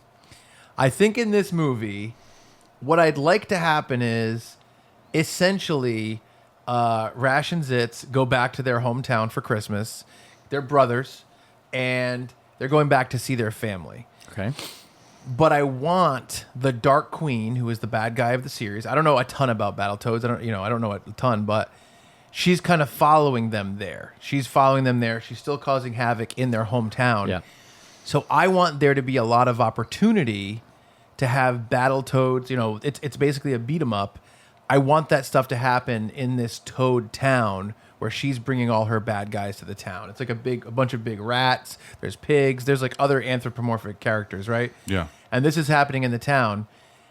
And the Judd Apatow part of it is that they are kind of losing touch as brothers, and they're kind of not as close anymore. Wow, Maybe yeah. the fact that Pimple has been kidnapped, maybe one of them feels like he's putting in all the work to beat up the things and get to the place. The other one is kind of blowing it off, and he's like, we'll find him maybe. And they have a kind of a falling out in terms of how they're solving this issue of their missing brother. And I want there to be a B storyline that is essentially Gift of the Magi, because one of them has sunglasses, and let's say one of them has like a big gun or maybe bracelets, and I want them each to be selling the thing that they have to get a thing to supplement the other brother's thing, whether it's I don't know, prescription lenses for the sunglasses because he's getting older and his sight is going, whatever. But I want basically this to be able to be like a holiday action thing in the vein of, let's see, holiday action. Like Violent Night? Violent Night, I would say, is part of this, and Die Hard maybe. Maybe there's even references to Die Hard. Of course. Violent Night, as the brothers are kind of fighting, and of course, by the third act, they will have completely fallen out, and something happening at the end of the third act will bring them back together, and we'll kind of find out that everything's all good. And they'll probably rescue Pimple. Probably. That's what I would think. Okay. And inserting the Judd Apatow part is kind of the friends falling out stuff. So I think we are going to have to see the Battletoads family and the way that, the older Battletoad dad, the older Battletoad mom, maybe the cousins and the grandchildren, and kind of the distance between the two brothers. Maybe we even see like home movies of the 3 Battletoads as best friends when the brothers when they're like kids, and then you see pictures of them being more and more distant as time goes on. Who's voicing these Battletoads. Maybe this is where Will Arnett can fit in because this has to be kind of animated. Yeah. So if we want a cool battling dude, maybe Will Arnett could be one of them. Okay. I like that idea. I like Beck Bennett. Ooh. And Kyle Sure. Mooney. There you go. Yeah, that's there our, you go. Kyle that's our Mooney, three Beck toads. Bennett, Will Arnett. Those are Yeah. the 3 Battletoads. I wonder about Judd Apatow doing a family thing Yes. with Christmas because famously Judd Apatow is very autobiographical. So you think it would be Hanukkah? I think it would be Hanukkah because I think that would be a more genuine thing. I think if he was pulling from life stuff, Yeah. he's going to know more about Yeah. Hanukkah than about Christmas. All right, I'm Does that down. make I'm sense? down to change it to. But then the question is, what do the toads believe? What is their religion? Exactly. What Well, is the toad religion? I will say one of the main bad guys is like a big pig guy. Okay. And you could have a no pork joke for Hanukkah. Right? I would leave that in maybe Judd Apatow's hands. I might go to something like how Star Wars had Life Day. Yeah. That the toads are a separate thing. All right. Well, maybe- I don't think Judd Apatow can direct it without putting himself in. He's going to look at this script and go, which toad am I? Well, what if it is Hanukkah? Yeah. But it's our fictionalized version of it, and we have like a little. that, thing. that, that, No, that's a bad idea. That's not That's- going to. no, I don't like that. I don't think people will take. Well, what if kindly it's just to it. toadified? What if everything is just kind of about frogs and All right, amphibious but life? you stand up at the podium and Yeah. explain it. It's toadified. Shoe comes flying past you. All right. This is a different pen. Benjamin Netanyahu has a gun trained at you, and you're like, it's toadified. Honestly, my only Judd Apatow thing is they're friends and they're not friends and they're friends. yeah. You know? Yeah. But that is a thing. That's fair. Yeah. So I- do these toads, do they improvise at all? Well, I will say I would, even though it's going to have some action stuff, I would like there to be a lot of focus on heart. Yeah. And that is yeah. a Judd Apatow comedy. My thing. suggestion for the voice of the evil queen, Seth Rogen. Sexy bee. Or Judd Apatow's daughter, I Yeah. guess. Yeah, that's that's how true. it works, right? I would like to do Cubert. Your spirit animal. Ooh, real quick.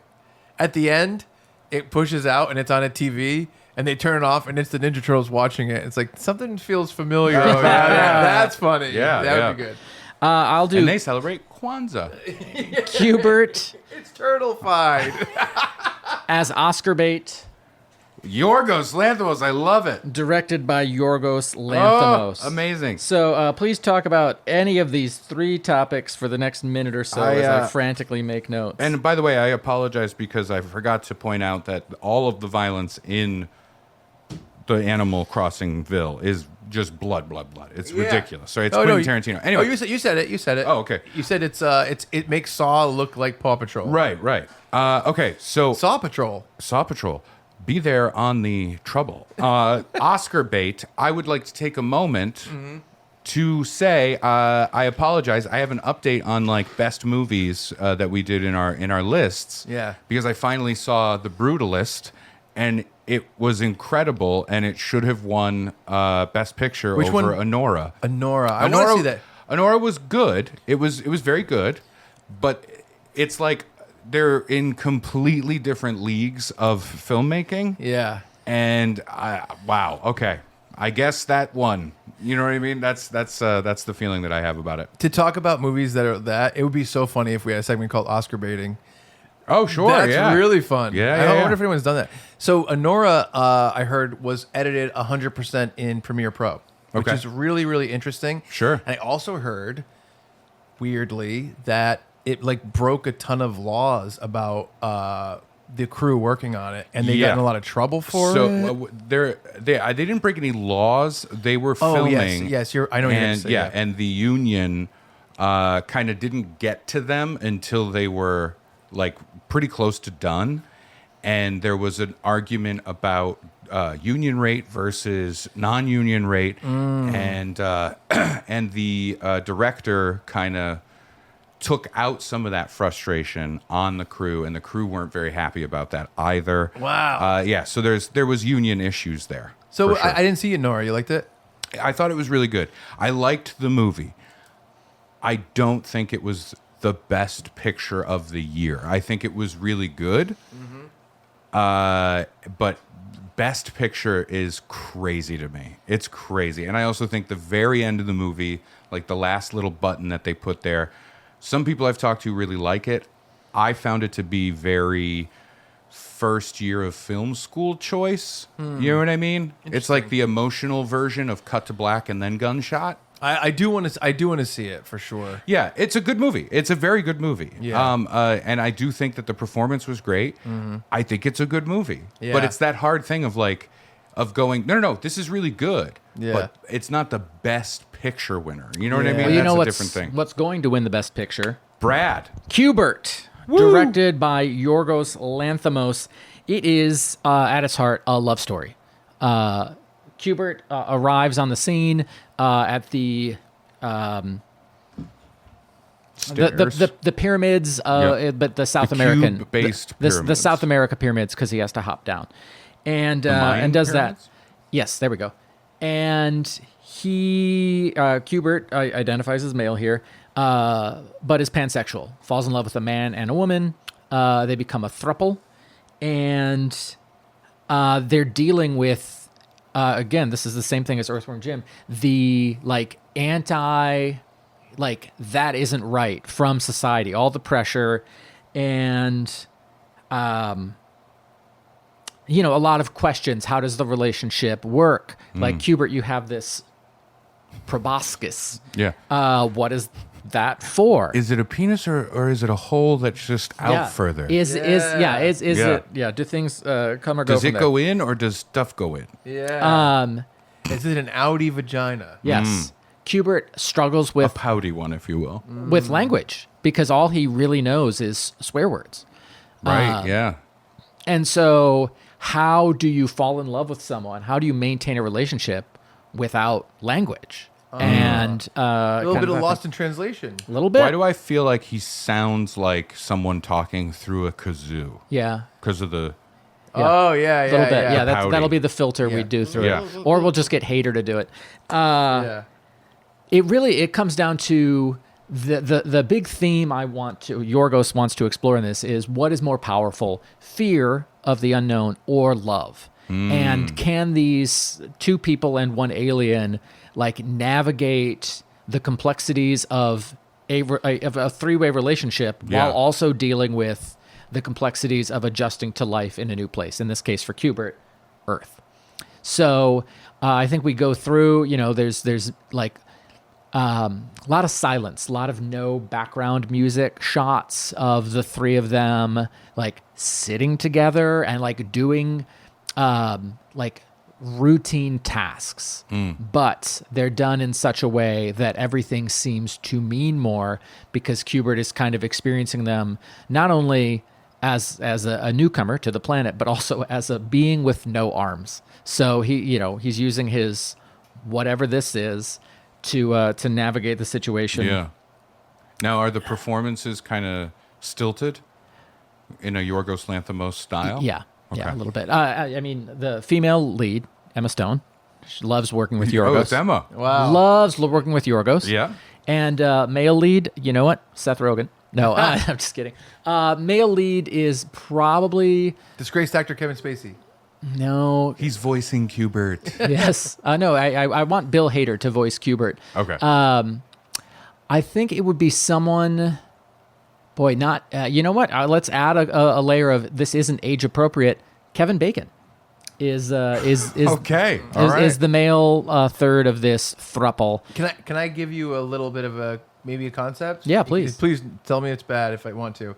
So you said the Mayan pyramids in the beginning. Yeah. As just a way to get that in there somehow. Yeah, the pyramid thing. Yeah. Take that out. Okay. What if throughout the movie, he's having dreams as he is traveling through this relationship and trying to figure it out, and he's moving down the pyramid. That's Finally to where he gets to the base and he's home and he's stable. Yeah. And that's kind of it's the metaphor of him finding a place Or is of he stability. climbing up? That's the thing. It's That's one of the the- two. yeah, because One of the two. yeah. Yeah. What do you think about that? Yeah, I that's think great. that dream sequence can Well, kind of. I think even maybe in the beginning it's even vague as what he's doing. You don't know, and then you Yeah, kind yeah. of get more. it's I think there's a lot of triangular things in the background that it's not in your face, but it's there's a lot of them there. Like the theme is pyramids. Okay, cool. Yeah.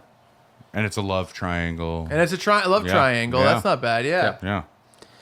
How my question is, how graphic is the sex scene with Q*bert? Pretty graphic. It's got to be, right? Yeah. It has to leave people being like, that was brave. Yeah. Right? Yeah. Yes. I think That's how Yorgos do. Exactly. Great. It is halftime. So while I Half? Yeah.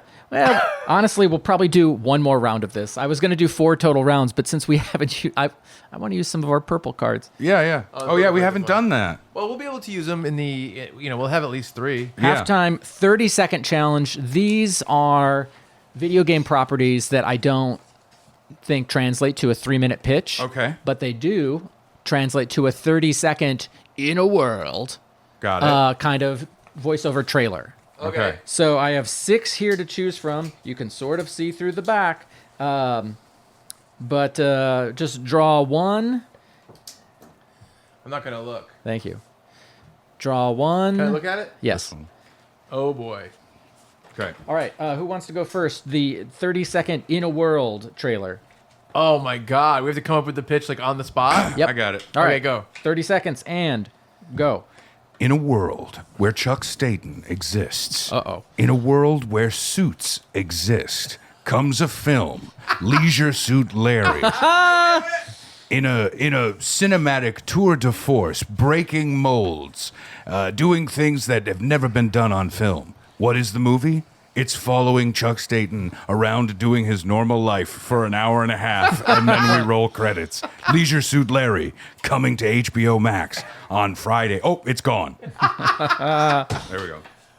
Did you pick one? Very Or good. Am I doing it? You can do it while I finish this. Oh, my God. All right, mine's Wii Sports. Mm-hmm. Okay. Can I give it a little setup? Yes. Just tell me when to I start thought it the was timer. the pitch. Okay, want me to just do the trailer? Yes. Yeah. Okay. And go. I don't know if I can work this into the trailer. I'm going to try.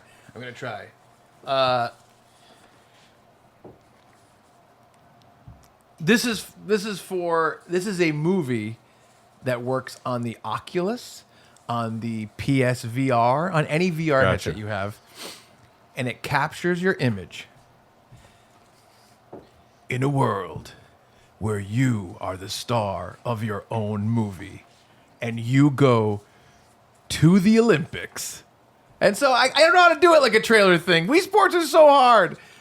Basically, it would be you, because it takes a picture of you, you create yourself, and you have to play all these games. But this is an AI thing that takes your image, and you have to go to the Olympics and win all these things. I don't know how to fucking turn that into a trailer voice guy. Damn it. I don't know. I lost that. I don't know how to... It's okay. Wii Sports is a very tough one for this, but I don't know how you would turn that into... Fuck. All right. Well, whatever. I mean, I was writing it. I did have a pitch for that. But What- in a world where talent is difficult, where it takes hard work to get to the top, what if, with the minimum of effort, you could be on stage in front of millions of screaming fans as you press 5 buttons and waggle a piece of plastic back and forth? Yes, in this world, anyone can be a guitar hero. Right? Yes. Yeah. My idea for Wii Sports was that it would be at a nursing home. People get, they're doing it to stay fit, and they get sucked in, and they have to win the different games Oh, that's fun. Yeah. to escape. A Jumanji situation, Yeah. if you will. Yeah. Mine was just people peeing on each other. Love it. Love it. Wii Sports. Yep. Have an extra purple card, Thank you, Donkashane. and this round will be. Oh, I already did oldest to youngest. I have tallest to shortest. All right.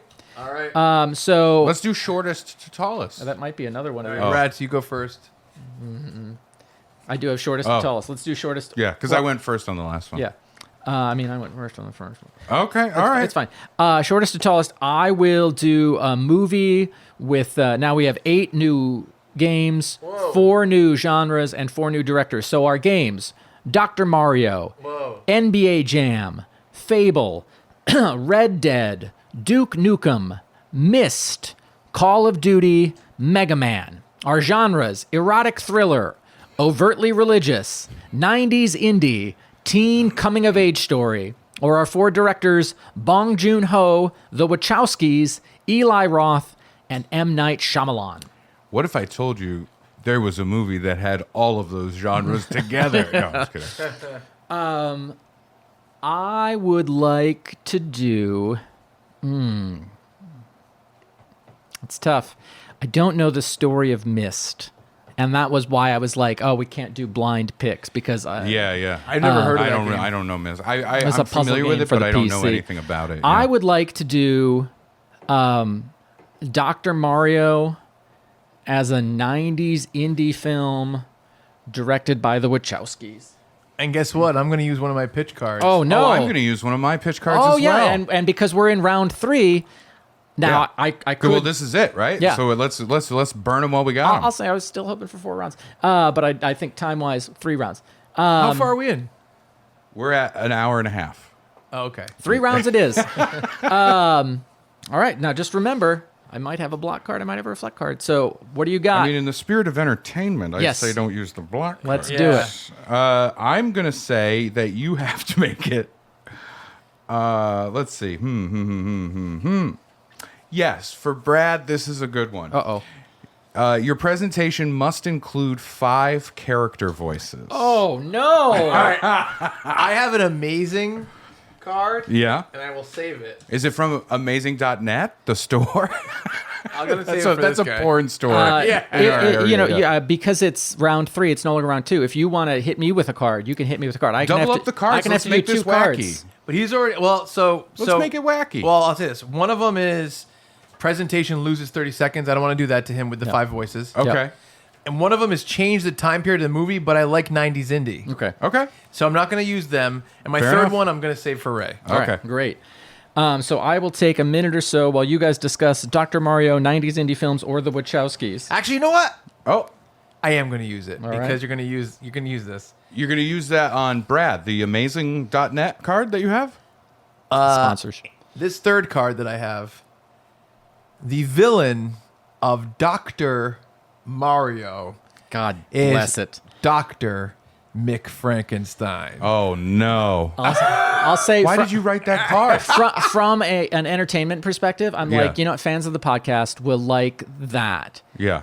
And I mean, I guess I'm happy that Chuck got it. Less happy Yeah. that he used it on me. Wish he had saved it for you. But it does make sense. Yeah, you know what? it does. And before, because this doesn't come out for at least 2 weeks, right? Yep. Because this week will be Snow White. Let's put up the Dr. McFrankenstein bonus right before this comes out. Sure, yeah, That yeah. way, because we've never released Yeah, it on the absolutely. Funbearable feed. It's No, it makes sense. It's an episode from the Chuck and Brad podcast, and if you're a subscriber on Funbearable, which I hope you are, this throwback episode, Dr. McFrankenstein, is out on the feed. So go check it out. He's one of the greatest characters in literature history, according to RogerEbert.net. I don't think that was true. No. In fact, a lot of people say that COVID happening when it did kind of took the focus off of the atrocity that you created, right? Right. Yeah. What's funny about that, I did notice recently, and I texted you both, and I'll bring this up.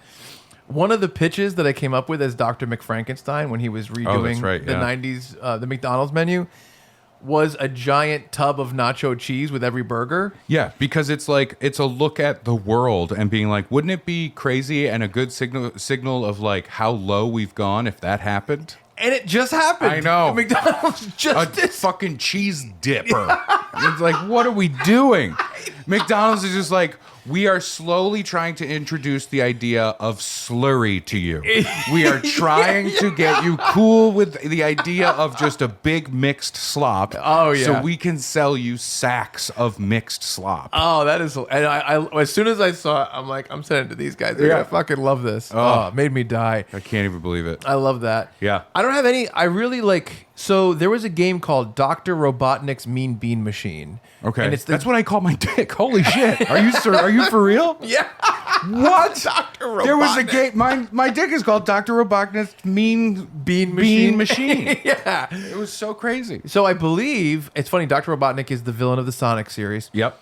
I believe it's basically a Dr. Mario ripoff. And I never played Dr. Mario. Was Dr. Mario just Candy Crush? Is that what that was? It's a similar... like a Tetris. So I love Tetris. Yeah. This is like he drops pills. Yeah. And I believe the pills are like, let's say it's blue and red or yellow and purple. And you have to line them up. And Yeah. when 4 line up, it's like Tetris. They go away and they fall down. Now, And so, at what point in the game development did somebody not say, maybe we shouldn't have a game for kids to play that are just getting a bunch of pills? eat Right? those Yeah, pills. eat those pills. Eat those Like kids see pills, like a child sees a bunch of pills, and they're like, "Oh, it's like the game." And then they Yoshi's face overdose. comes in to get him, and the tongue grabs him, and then Yoshi's Yeah. I'm ready for my 90s indie Dr. Mario directed by the Wachowskis, where the villain is Dr. McFrankenstein and the presentation must include 5 character voices. This is a All lot. right. To come up with in a minute this is a lot. Well, that's a 2 challenge. minutes. It's a Otherwise, it would challenge. be kind of boring if we were all just like, "Here's an idea. Huh, that's pretty good. Next one, next good idea." yeah. Dr. Mario is a researcher at an unnamed big pharma company. A lot of corporateness. Think the beginning of The Matrix. Sure, yeah. Nameless, faceless thing. He is not great at his job. He wants to get ahead to impress his coworker, love interest, Pauline, who, but she's Southern. She's like, "Hey, sugar, how y'all doing? I was thinking we could just..." What part of the South are you from, Kentucky. Pauline? I'm from Kentucky, Louisville, Kentucky. That sounds very Georgia. No, Really? my father was from Georgia, and it got progressively more Georgia. My father. So that's one. Splendor. Yes. You know what? Give him 4 minutes for this. His rival researcher, Dr. McFrankenstein. Oh, look at me! I'm so cool. I'm Dr. McFrankenstein. He would never. No, that's the voice of his creator. First of all, he does say that a lot. Look at me, I'm so cool. And they're working. They're competing to get this miracle cure for whatever 90s thing we were worried about. Yeah. Ebola, SARS. Who knows? SARS is a little later. I think we still cared about AIDS. Yeah. So they're working on maybe just an unnamed disease. Okay. To go with the theme of you're an invisible cog in a machine. Maybe it's AIDS, but it's lightly, it's EADS. Yes. Oh boy. You have a guy named Grimace. He's like the toady to McFrankenstein. Yeah. And so, despite the fact that you think of Grimace as our pear-shaped pal, in this he's like a skinny. He's on that Ozempic. He's like the brother from, physically like the brother from Titus, like just narrow. Okay. And very buttoned up, and I believe you were staying away from Dr. McFrankenstein's lab. I thought that we agreed that you would each stay to your respective side of the lab. I wish Ray had gotten these 5 so voices. That's 3. So That's the, 3. the third voice is just your voice. I was just going to say, we're going to do a generous 3. Thank you. I'll take it. By the way, That's what I call my penis. And Brad often reacts with, "Oh, look at the penis over there." I feel a little uncomfortable. as they're researching, Dr. Mario inadvertently poisons Ronald, who is a researcher who works in the lab. Boy, I already did my nerd voice and my southern voice. Good dude. What- This is a Clown. clown voice, right? Hey guys! Hey, I took some of those pills that you left on the counter, and now I don't feel so good. Well, it's like, oh my, can you believe this? Like that guy. Oh, yeah. That's a The- classic voice. Yeah. Well, there's also like King whatever. Yeah, he's from, Candy whatever. Yes, Yeah. Candy, the Yeah. racing game. Yeah. Yeah. Yes. Yeah. I- Oh, jeez. Oh, Yeah, my. yeah. My guy doesn't have a lisp. What about a voice crack? Oh my goodness. I'm running out of time. Wait, that's when Chuck puts on a wig and does his sexy lady impression, So, like Bugs Bunny. Why don't you come up and see me Hey, sometime? bedfellas. So Ronald's accidental death, the company's like, we got to shut things down, and they go to shut things down. But Dr. Mario's like, no, I gotta keep working. That's who I am. Not because I have to beat McFrankenstein. And so they're both in the lab against the rules, and there's another victim, and it's Pauline, and she dies in Dr. Mario's arms, and he looks at her and he's like, oh, Pauline, I'm so sorry. That's 4. I didn't. Wait, He says Ronald. the clown is The clown was Ronald 5. was 4. All right. And so they, Very similar people. yeah, and so it ends with them like, they share like a wall, and so they're basically injecting new medication like through the wall. Through the heating, system, Yeah, whatever, yeah. into each other's labs, and that's like the final battle of like which one can kill all the germs and destroy all the research and claim victory. Wow. And Dr. Mario wins. It's his movie, but at what cost? At what cost? A Pyrrhic victory, if you will. I didn't work the Wachowskis in as much as I would have liked. No, I'm surprised. But Yeah. I had to add all the character voices. And Can you give me some of the 90s indie aspect? it's more how it's shot and the soundtrack. Okay. We're talking a Mallrat situation here. Well, here's the problem. Like, if you do the soundtrack, that was a good way to inject some Wachowski with just a lot of techno. Yeah. Well, You know what I mean? I regret choosing this. No, it's No, you're fine. Yeah, no, I get some grungy old Alice in Chains, some Mad Season on the soundtrack. So Wachowski's, is there some like dreamy action that's like fantasy action? I was trying to figure out the action, and maybe it's the pills, like the side effect from the pills. There you go. Is like he It makes you see in 360. He thinks he thinks it's like Limitless or like Upgrade, but it's all a fantasy brought on by the abuse. That's what I was thinking. I was yeah. thinking all that stuff is in his Yeah, head. sure. Kind of like The Matrix. Yeah. Yeah. Now, which one of them is the trans allegory? I think voice wise, It might be me. That guy. I don't know. Okay. Shortest to tallest, so I'm That's next. the thing. That's the Wachowskis made the Matrix. And Yes. The Matrix is quite a big trans allegory. Yeah. Yeah, totally. I wasn't like a goof. No, I know. The goof was really just making Brad feel uncomfortable with having to name one. Sure That's did. the goof. That's the goof. Sure did. All right. And I think the pitch can go a little long on this one. Oh, it it's certainly it's fine. did. It's Yeah. fine. Yeah, It's yeah. the last round. I got to you look know. at my cards. Okay, so I got to pick, right? Yep. Oh, man. Can I pick Oh. different purple cards? Yeah. Because these are extremely similar. Hell yeah! I got all the guns. Yeah, because save them. We could do it again. We Yeah. just used. I mean, throw we the use ones the we did. same card. Well, we can keep them and just use them at a different time. Yeah, that's all what I right. mean. So replacing. I mean, getting rid of the ones we've used already. Yeah. Replacing Wow. whatever Dr. Mario is Oregon Trail. So Chuck's movies to pick from, Chuck's games to pick from: Oregon Trail, NBA Jam, Fable, Red Dead, Duke Nukem, Myst, Call of Duty, Mega Man. Genres: erotic thriller, overtly religious, musical, teen coming-of-age story, and directors Bong Joon-ho, Wes Anderson, Eli Roth, and M. Night Shyamalan. I picked two better ones before you picked anything, so that way I'm not like, let me get the best one to screw with you. You know? Okay. I'm going to go Red Dead Okay. What genre? musical. Okay. And who's directing Red Dead the musical? Wes Anderson. That makes sense. There you are, sir. 2 minutes. Go. Wait. Oh, We've got to give our screw ups here. I'm gonna go with this card. That your pitch must include Funbearable in a crucial role.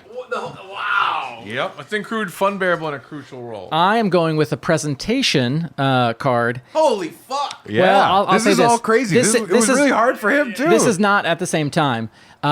Post presentation, you will have 60 seconds to design and display the movie's poster. The movie's poster. That's beautiful. Wait, I have an extra 60 seconds. An extra That's 60 at the seconds. end. That's at the end. Yeah. Okay. Which As- is a nice comeuppance for all the Bradley drawings. As much as I would love to make you do it like while you're talking. Again, I want to entertain. All right. Minute, 2 minutes to discuss Red Dead. I never finished Red Dead 2. Oh, really? I didn't. So in your mind, Arthur's doing great. Yeah. He's fine. He Yeah. just has a nagging cough once in a while. Yeah. Yeah. I think I struggled with fast travel in the game. Like it just took too long. I didn't know where I was going. It's just I just that was lost part of the interest. fun. Yeah, no, I understand. It's yeah. a long game. I Yes. will say that. Yeah. Definitely one of those games that's like has a lot of lead time in the beginning. Yeah. Right. It is unfortunate. There are those games that are really great. Yep. And I could see myself replaying a Red Dead. Yeah. Right. I finished it. I thought it was a great game. I loved the first Red Dead, and I loved Zombie Nightmare. Okay. Yeah. Yeah. See, I could see myself going back and replaying Red Dead Redemption 2. Yeah. Except the hurdle of like the first 6 hours Right. just being this one thing. I kind of want to jump past it. I think there should be a thing where if you have finished a game, just how they have like New Game Plus, Yeah. there should be a thing if it is a game with a long intro thing, because they're introducing all these different elements of gameplay, right? Right. I understand, but you should be able to skip it. Like Fallout 4, Yep. the entire opening before you get, because then the bombs drop and you're Yep. frozen in the thing.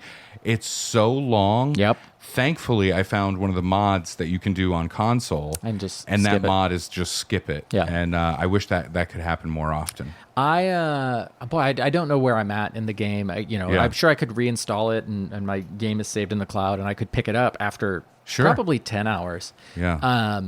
And the controls are relatively intuitive, but it's just one of those things where I just haven't gotten back to it. Yeah. And, I get it. yeah. It is a pretty flawless game in terms of what it is. Yeah. I think it's incredible. It tells a real story, Right. which is nice. Yep. Little gut punch there for you. Yep. It is tough to balance sometimes the idea of realism versus fun. Yep. I think that's a tricky thing. And I do think Rockstar kind of threaded the needle on it. Yeah. There are some elements where it's like, okay, what are we doing? You know, I'll be honest. I'm a Lee Leshin, friend of the pod. Sometimes will make fun of this for me. I'm a little clothes whore when it comes to video games. I get it. I love all the outfits. Yep. Let me buy a different shirt. Let me try it on. Let me look at it. That's fine. I got my favorite pair of jeans, whatever Yep. it is. You know what I mean? Yep. I wish there had been more stuff Got it. like that. That would have been fun. Got it. But it's a great game.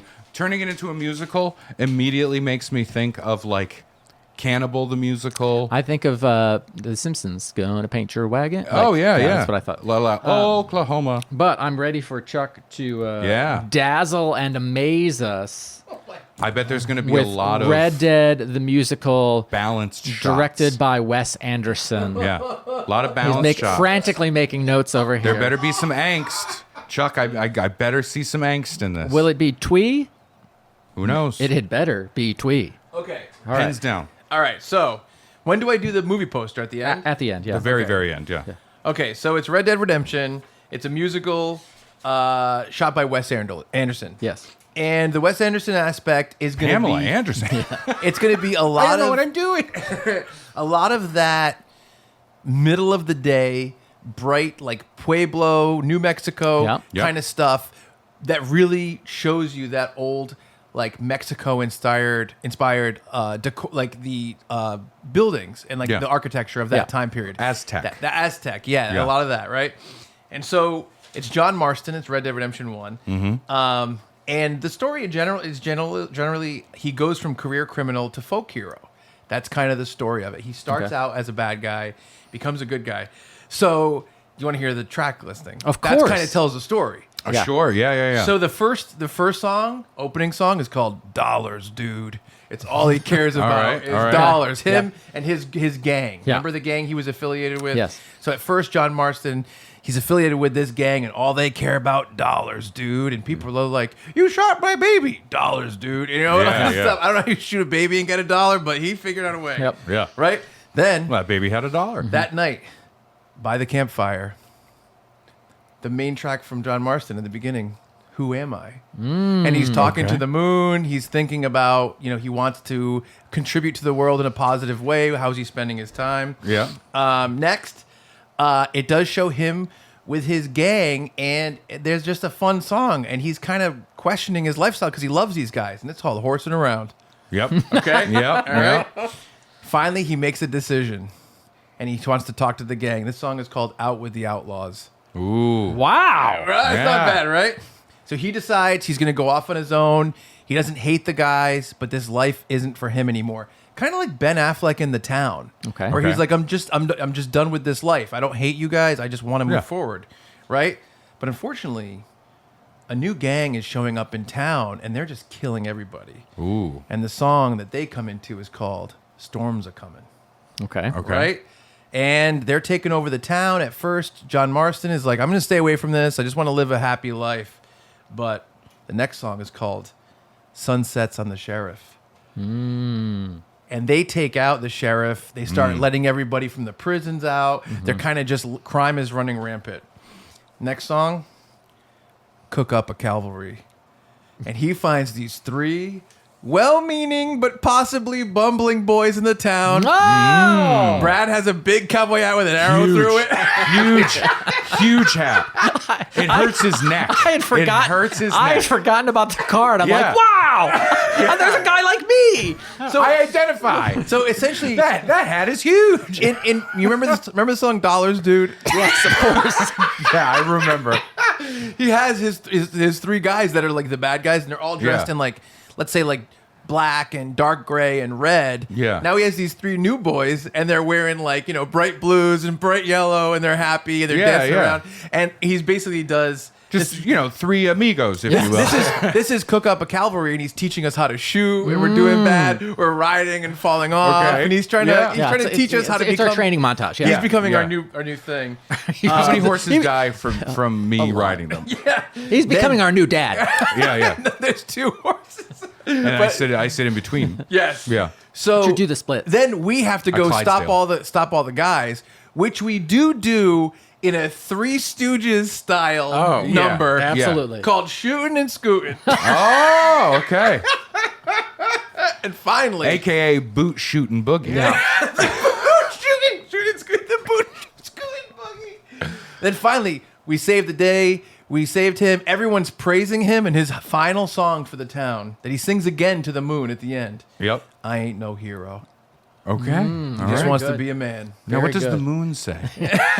But that's my movie. That's my Red Dead Redemption, the musical by Wes Anderson, Yep. starring Funbearable in an important Yeah. role. That's great. I thought it was pretty good. That's not bad at all. Those song titles were pretty good. Can you give me a couple bars of the There's Dollars, Dude. Who am I? Horsing around. shooting and scooting? I'd like to hear just a couple, maybe a couplet or two. So I think that the percussion from this would be coming from our bullets hitting things that aren't humans. Yep. It'd be like ding, doing, ding, doing, and it'd be like ding, ding, ding, ding. Yep. And it's like we're doing our best.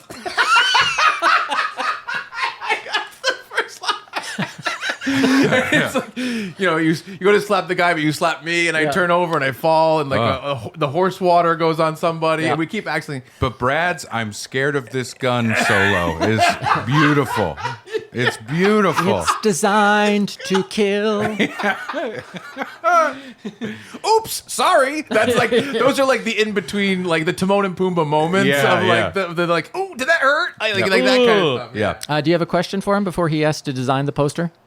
I don't think I have a question. All right. I think it's all pretty clear. Yeah. Right? I guess one question I have is, are the actors involved really singing, or are these very clearly pre-recorded tracks? Because you have like old school musical, and then you have the new thing, which is I forgot the name of the movie. The Greatest Showman. No, it was a movie that just came out. they just Zoe did it. Saldana was in it. She won Wicked. an Oscar. Wicked. No, not Wicked. Yeah, Wicked, they did it. They claim to, but there's some weird stuff there. Ooh. Yeah, their voices, like the levels of everything, don't change. It's French. It's Les Miserables. They did it with that. They did it with that. No, there's a new Yeah, fucking musical. Stop saying other musicals. But these are the things you're talking about. but yeah. this what is it called? I don't know. It's I a, know it's that a Zoe Spanish said- woman's name. Yep. Emily Perez. Yes, Amelia Perez. yeah. Amelia Perez. Oh, I don't know about it. And in that, not only was it the people singing actually, which like those two movies, Wicked and Les Mis, but they were actually singing on set during the shoot. Wow. Right? It wasn't Right. It wasn't pre-recorded. Right. So you can hear them moving away from microphones. You can hear them doing cool. that kind of stuff. Is it like that? I would like it to be like that. And here's a little thing that Ray just kind of helped me think of. It'd be cool for the trailer to show this, and you get the idea of what it is. But at the end, for the final third act, you don't realize that the villain that comes in is Hugh Jackman. Okay. And so, like, how great of a bad guy cowboy musical guy would he Excellent. make? Sure, He'd be yeah. awesome. Yep. Yeah. So yeah, all real, all on set. So I think all of the other people singing, like the three of us as these cowboys, right? Instead of I need a hero, it's I need a cowboy. Yeah. Right? Yeah. I think everyone in this should not have a singing background, but still has to sing the songs, Yeah, of right? course. Unfortunately, you do have a singing background, Chuck. So we're going to have to keep your lines minimal. Yeah. Because I really want to explore this space. We're gonna have to punch you in the throat before recording, yeah. Yeah. Brad gets most of the lines. There's one Thank you. joke where someone says, because he's trying to get us to join his cavalry. Yeah. And you say, but I'm a butcher. I'm a baker. And they look at the third one of us, whoever it is, and you think we're going to say candlestick maker. Yep. But it's like, I'm a horse masturbator. Like, it's like a misdirect. Yeah. Yeah. That would be fun. That would be. Yeah. Not for the horse. I'm pretty I mean, proud. pretty fun for the horse, Yeah. actually. I'm pretty proud of coming up with that amount of time. You are, Not, yes, you not did if a it's good my job. All right. Now, speaking of in time, yes. you So will I have do this as you. you Well, will no, have- we can't both do it because you're going to come up with your pitch. Yeah, you will have I can't you will draw have while that 60 happens. seconds, No. and I will say, go. Oh, sorry. Are you ready? Here's some Sharpies for you. There's some Sharpies Oh, so there. you're going to continue to talk? Yeah. Okay. Ready? I want this to be so clear that you could hang it on a wall and it would be exactly, like people would know 60 exactly what it seconds. is. 60 seconds starts now. What I mean by clear, like I think if we taped that on the wall Yeah. and left here, Right. whoever came in later would be like, oh, They're that making a Red Dead musical directed by Wes Anderson. Wow. Wow. Yeah. Yeah. I think all that information needs to be there for sure. I haven't seen Wicked. I haven't seen Nope. Emilia Perez. My wife saw Amelia Perez. Yeah. She liked it.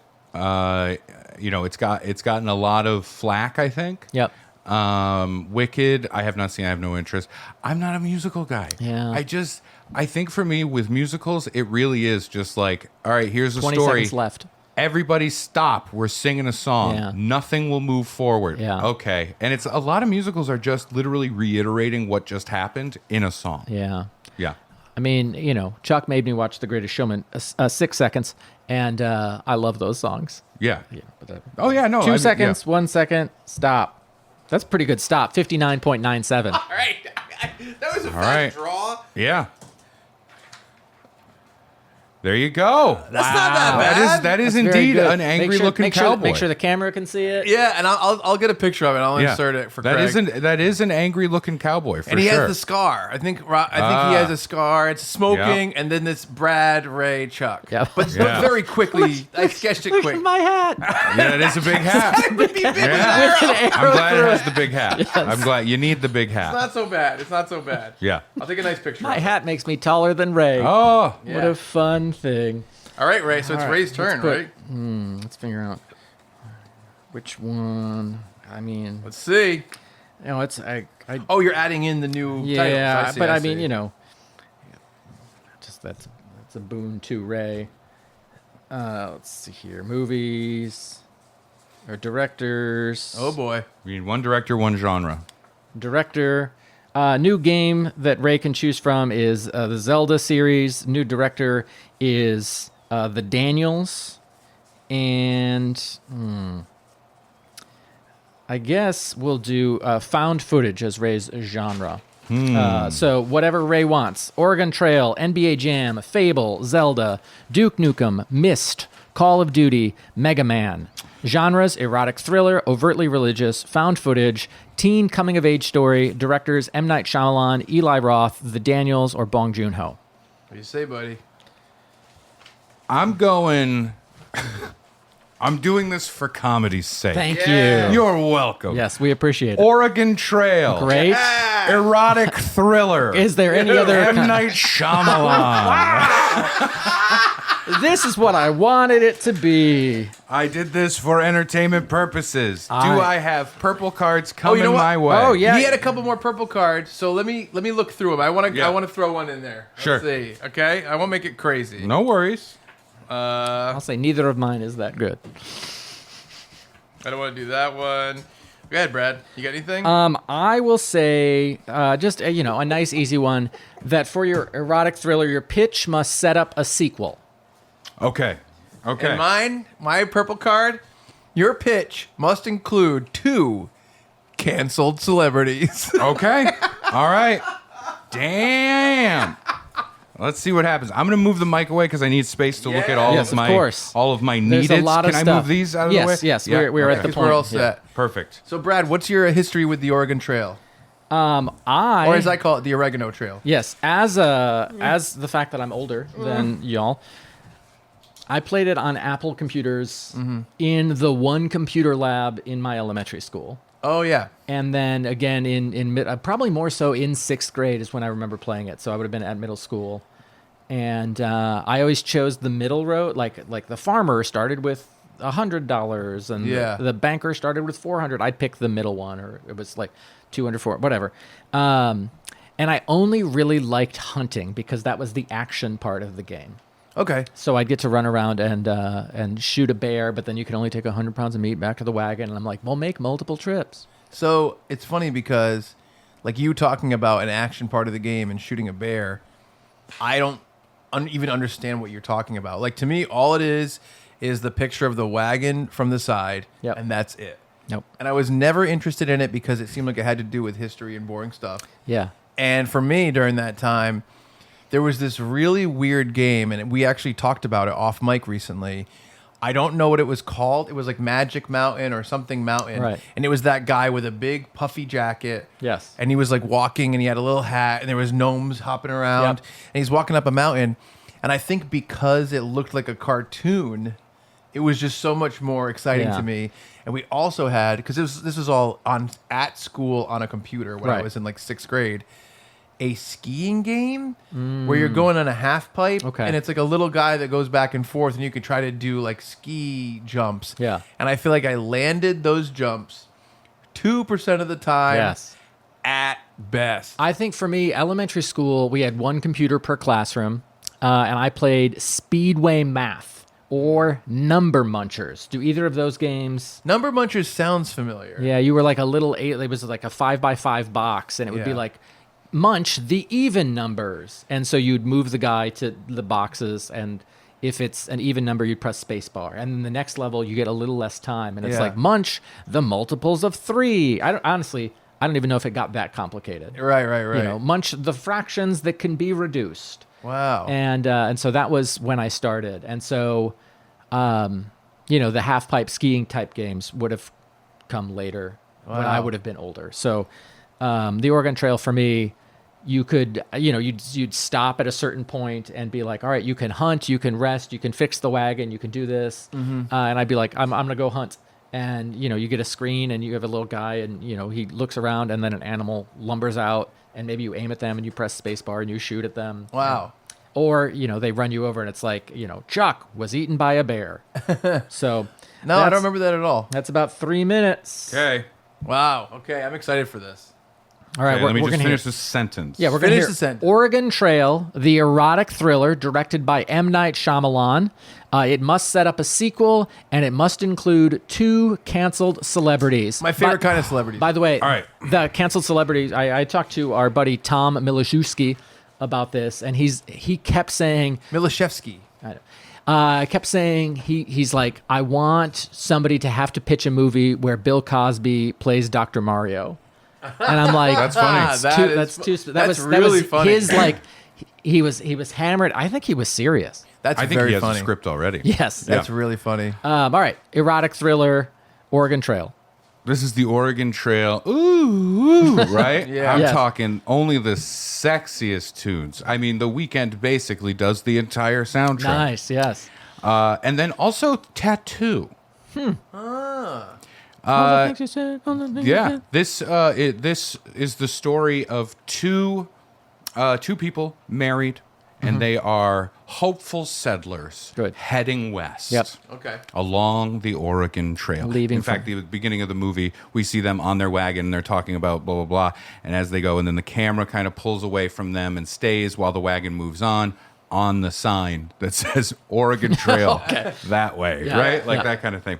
And who are these two stars? Kevin Spacey Okay.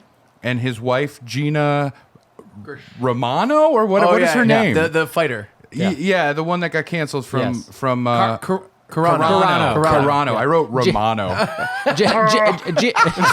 Gina Romano. Gina Raimondo was the governor. She was the she was Oh, good. So what was it again? Gina Carano. Carano. Yes. Carano. She was in Mandalorian. Oh, Yeah. yeah, exactly. Okay, so Gina Carano. Yep. Yeah. She said some unpleasant things Yep. as she was canceled. Kevin Spacey did some unpleasant things that was canceled.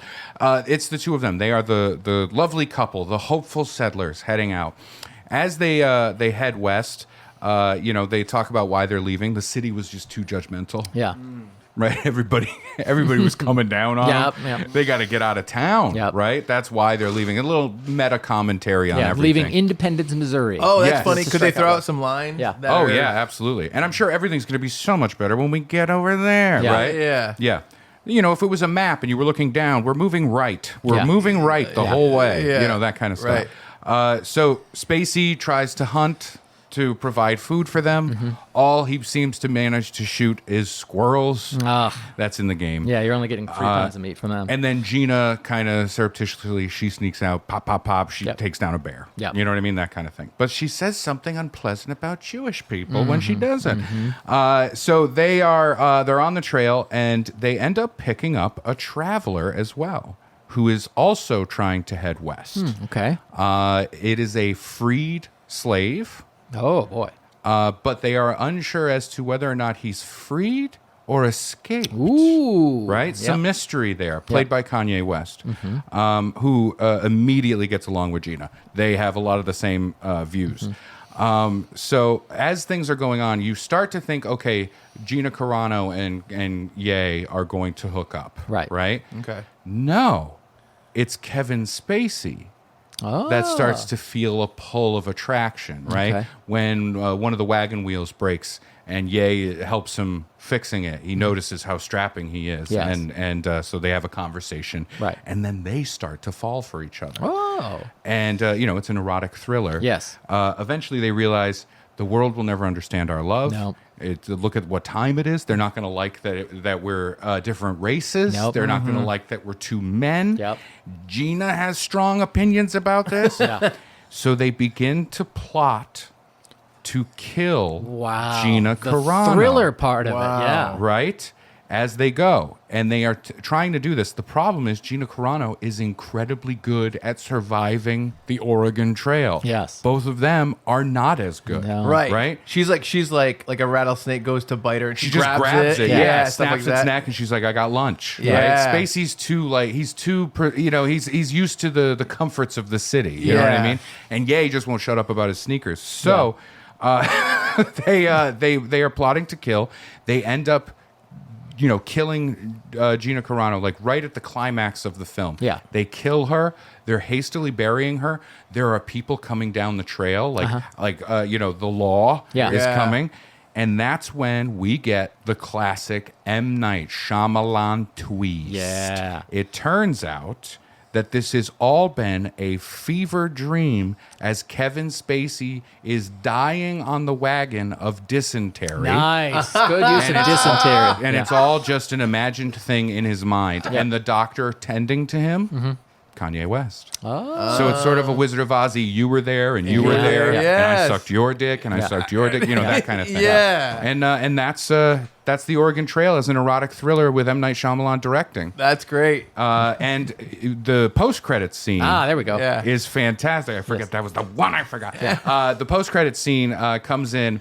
And, at the very end of the movie with the twist, Kevin Spacey dies. It's a Yeah. very Jacob's Ladder situation, Of course. right? Yep. But the very end, we get just a hastily made grave along the Oregon Trail that is there, and it's his you know, and the camera slowly pans down. The wagon is in the distance going away, and it's sunset. Yeah. And then a hand bursts out. Wow. And Kevin Spacey comes out and he goes, yeah, I'm back. Wow. Right? And that's what's going to happen next, right? Yeah. And that's the Oregon that really Trail. set up the That's sequel. good. I like that a lot. One of it really is like juggling. And somebody's like, what if I throw another ball in? You're like, don't. That's exactly how I felt. Yes. Don't do it. One of the purple twist cards that we didn't get to use was that a pitch must tie into a cinematic universe established by another player. And I would love to have, like, in the background of, you know, like they're going here, you just see 3 silhouettes and one has a huge hat. I was thinking the exact With the arrow? Yeah. That's fun. And so it's a little tied in. You hear Brad's voice off in the distance going, there's a snake in my boot. You hear Brad's voice in the distance being like, wait, so they're 2 men, but they're different races? So this Did somebody check and see if that guy's really freed? Yes. Officer. We didn't use our defense cards. I'm glad we didn't. Yeah. I'm glad we didn't do it. Yeah, I you think know, it's if this better. was like a game night or something Yeah. like that, and we were like, I want to win, then you would do that. I think my favorite of the pitch, and please, if you have thoughts of what was your favorite pitch and you know, what things you liked, It's gonna get heated. know. send us an email, funbearablepod@gmail.com. Happy to hear from it, or find us on socials at funbearablepod. Always happy to hear from you. My favorite pitch overall, the Miss Pac-Man Labyrinth Laboratory, was my favorite. That's Wow. great. Very good. I am shocked. That's a great I one. really enjoyed the musical, like the songs. The song titles laying it all out. I thought they were both really good, but Miss Pac-Man to me was my favorite. I don't know how you felt, how you felt about anything. I'm surprised because I thought that was my weakest one. I think I liked the idea of the cutesy animals I like with that. the Tarantino world. That is fun. But yes. that feels more like just a fishbowl answer. Like you pull out this and then pull out that and put them together. Yeah. Right? Yeah, it's a Family Guy cutaway. Yeah. And I think Oregon Trail for me was like the one that was most clear. Yes. I don't know. Yeah, but that that's how I one's feel really about good. mine. How do you feel about yours? I'm happy. I think the Red Dead one is my favorite one that I came up with. I think we all threw a lot of great stuff out Yeah. there. I think we all were shuffling. Oh yeah. And like Oh, yeah. scrambling in the right way. I think all 3 of us did we slipped and people are looking and we slip, but then we managed to recover and then play it cool. Yes. Right? Like as we walk away, like, yep. And people are kind of like, wow, he didn't fall. Good for him. I'll say one aspect we didn't get to use was like the post pitch or presentations where it was, let's hear that Oscar monologue. Let's hear that violent kill scene. Yeah. This is good. Let's hear that fight scene. And of course, let's hear that sex scene. That's good. Put them all together. Now that's a scene. yes. It was a scene. No, I think we should totally do this again. We can, you know, maybe like play with some of the structure a little bit. Yeah, and I'll say it doesn't have to be video games. Right. You know, Right. I don't know when I said it earlier, but if we want to do like, hey, cereals, and it was like, all right, Raisin Nut Bran, and it's going to be a coming of age story, and it's directed by Bong Joon-ho. Yeah. Yeah. It could Great. literally be just brands. Yeah. Yeah. Because there are those, like the Flamin' Hot Cheetos Yep. movie, Yeah. Pop-Tarts movie. It could just be Yeah. general brands. No, that's funny. Like imagine getting the card and you're like, you have to make a romantic comedy about Goodyear tires. yeah, You know? exactly. Yeah. Yeah. That was great, man. That Yeah, was a great thanks job. so much You did a killer job. for doing all of this. And I've wanted to do something like this for a while, and so having this as a reason to do it, and then, you know, like I think Wednesday we decided we were filming today, and like doing, and I'm like, yeah, I can have it ready, and I didn't realize how much work it would be. Of course. Yeah, so And many then I'm index like cards. frantically like, all right, I got to get, I don't have to get different colored index cards, but I want to just Yeah. Makes sense. It does. and then How trying- many employees did you spit on when you got there? Just to get the index cards at two. Staples. Just two? Oh, wow. well, a two-spitter. Yeah. Well, one was the one that Chuck makes me spit on. Yeah, The, he oth- deserves the it. other one was like, hey, what's going on there? And Yeah. I was like, don't ask questions. Why are you so scared of that guy coming in? Ow! Right in my eye. But yeah, I had a lot of fun. I hope people enjoyed, our frantic trying to figure out what these movies would look like. And I also think we learned something. If we ever did murder someone, the three of us together, and then we're in an interrogation room and just having to play it cool and come up with an answer as to why we weren't those people, we would all go to jail. Yeah. Just sitting there like, no, I. Sir, we found this giant hat with an arrow through it. That's not even mine. You have a neck brace on. Because it's so heavy. I love the idea. This thing's so heavy. I mean, Oh, yeah, our prizes. our prizes. Oh my Again, I God. think we all kind of won. I think the comedy of this is I'm going to take the egg Yep. because I gave you an egg. Yep. And I just love the idea of Yeah, like that's fair. the egg being. Oh, Chuck, how much good and plenty did you Yeah. Yeah. Yep. You taking the Between Yosh? between Good and Plenty and Yoshi, I'm You going got the Yoshi Yosh. all day Yeah. long. That's good. Thank you all so much for sticking around for this episode. We truly, truly, truly appreciate you guys being on this journey with us. Yeah. Again, send us an email, funbearablepod@gmail.com, or find us on socials @funbearablepod. Give us a follow, give us a rating, give us a like, give us a heart, give us some money. For Ray Harrington and Chuck Staten, I'm Brad Rohr saying thank you so much, and we're sorry for being Funbearable. The prizes worked out well too because, like, you know, you can eat an egg and you can eat the good and plenties, and nobody should, but you can. Mm-hmm. And Chuck, you've said in the past you would love to eat him out. Well, it was more the egg version, Oh. I don't but know. it if was still sexual. Oh, Okay, that's... how would you even I don't understand. do it? You You nuzzle gotta in. get a hole. You gotta get a hole working. You gotta poke a hole. in that thing. post. Like what an awful thing. No, that was great though. Yeah, that very was a lot of fun. I want to think of a joke too, but I don't really have any. I'll say one of the If they didn't want to be ridden, why would they have saddles? one of these in a world pitches for halftime was going to be Mavis Beacon teaches typing. Oh, that's funny. Who's Mavis Beacon? It was just a typing instruction game. That's an actual game? Yeah, Mm. Yeah. But like how to like professionally use a keyboard. Oh my It God, was that would just- be very difficult. Yep. Yeah. Mavis Beacon. Beautiful. It sounds like your beautiful. sounds like your Handsome secret woman. identity. They call me the Mavis Beacon.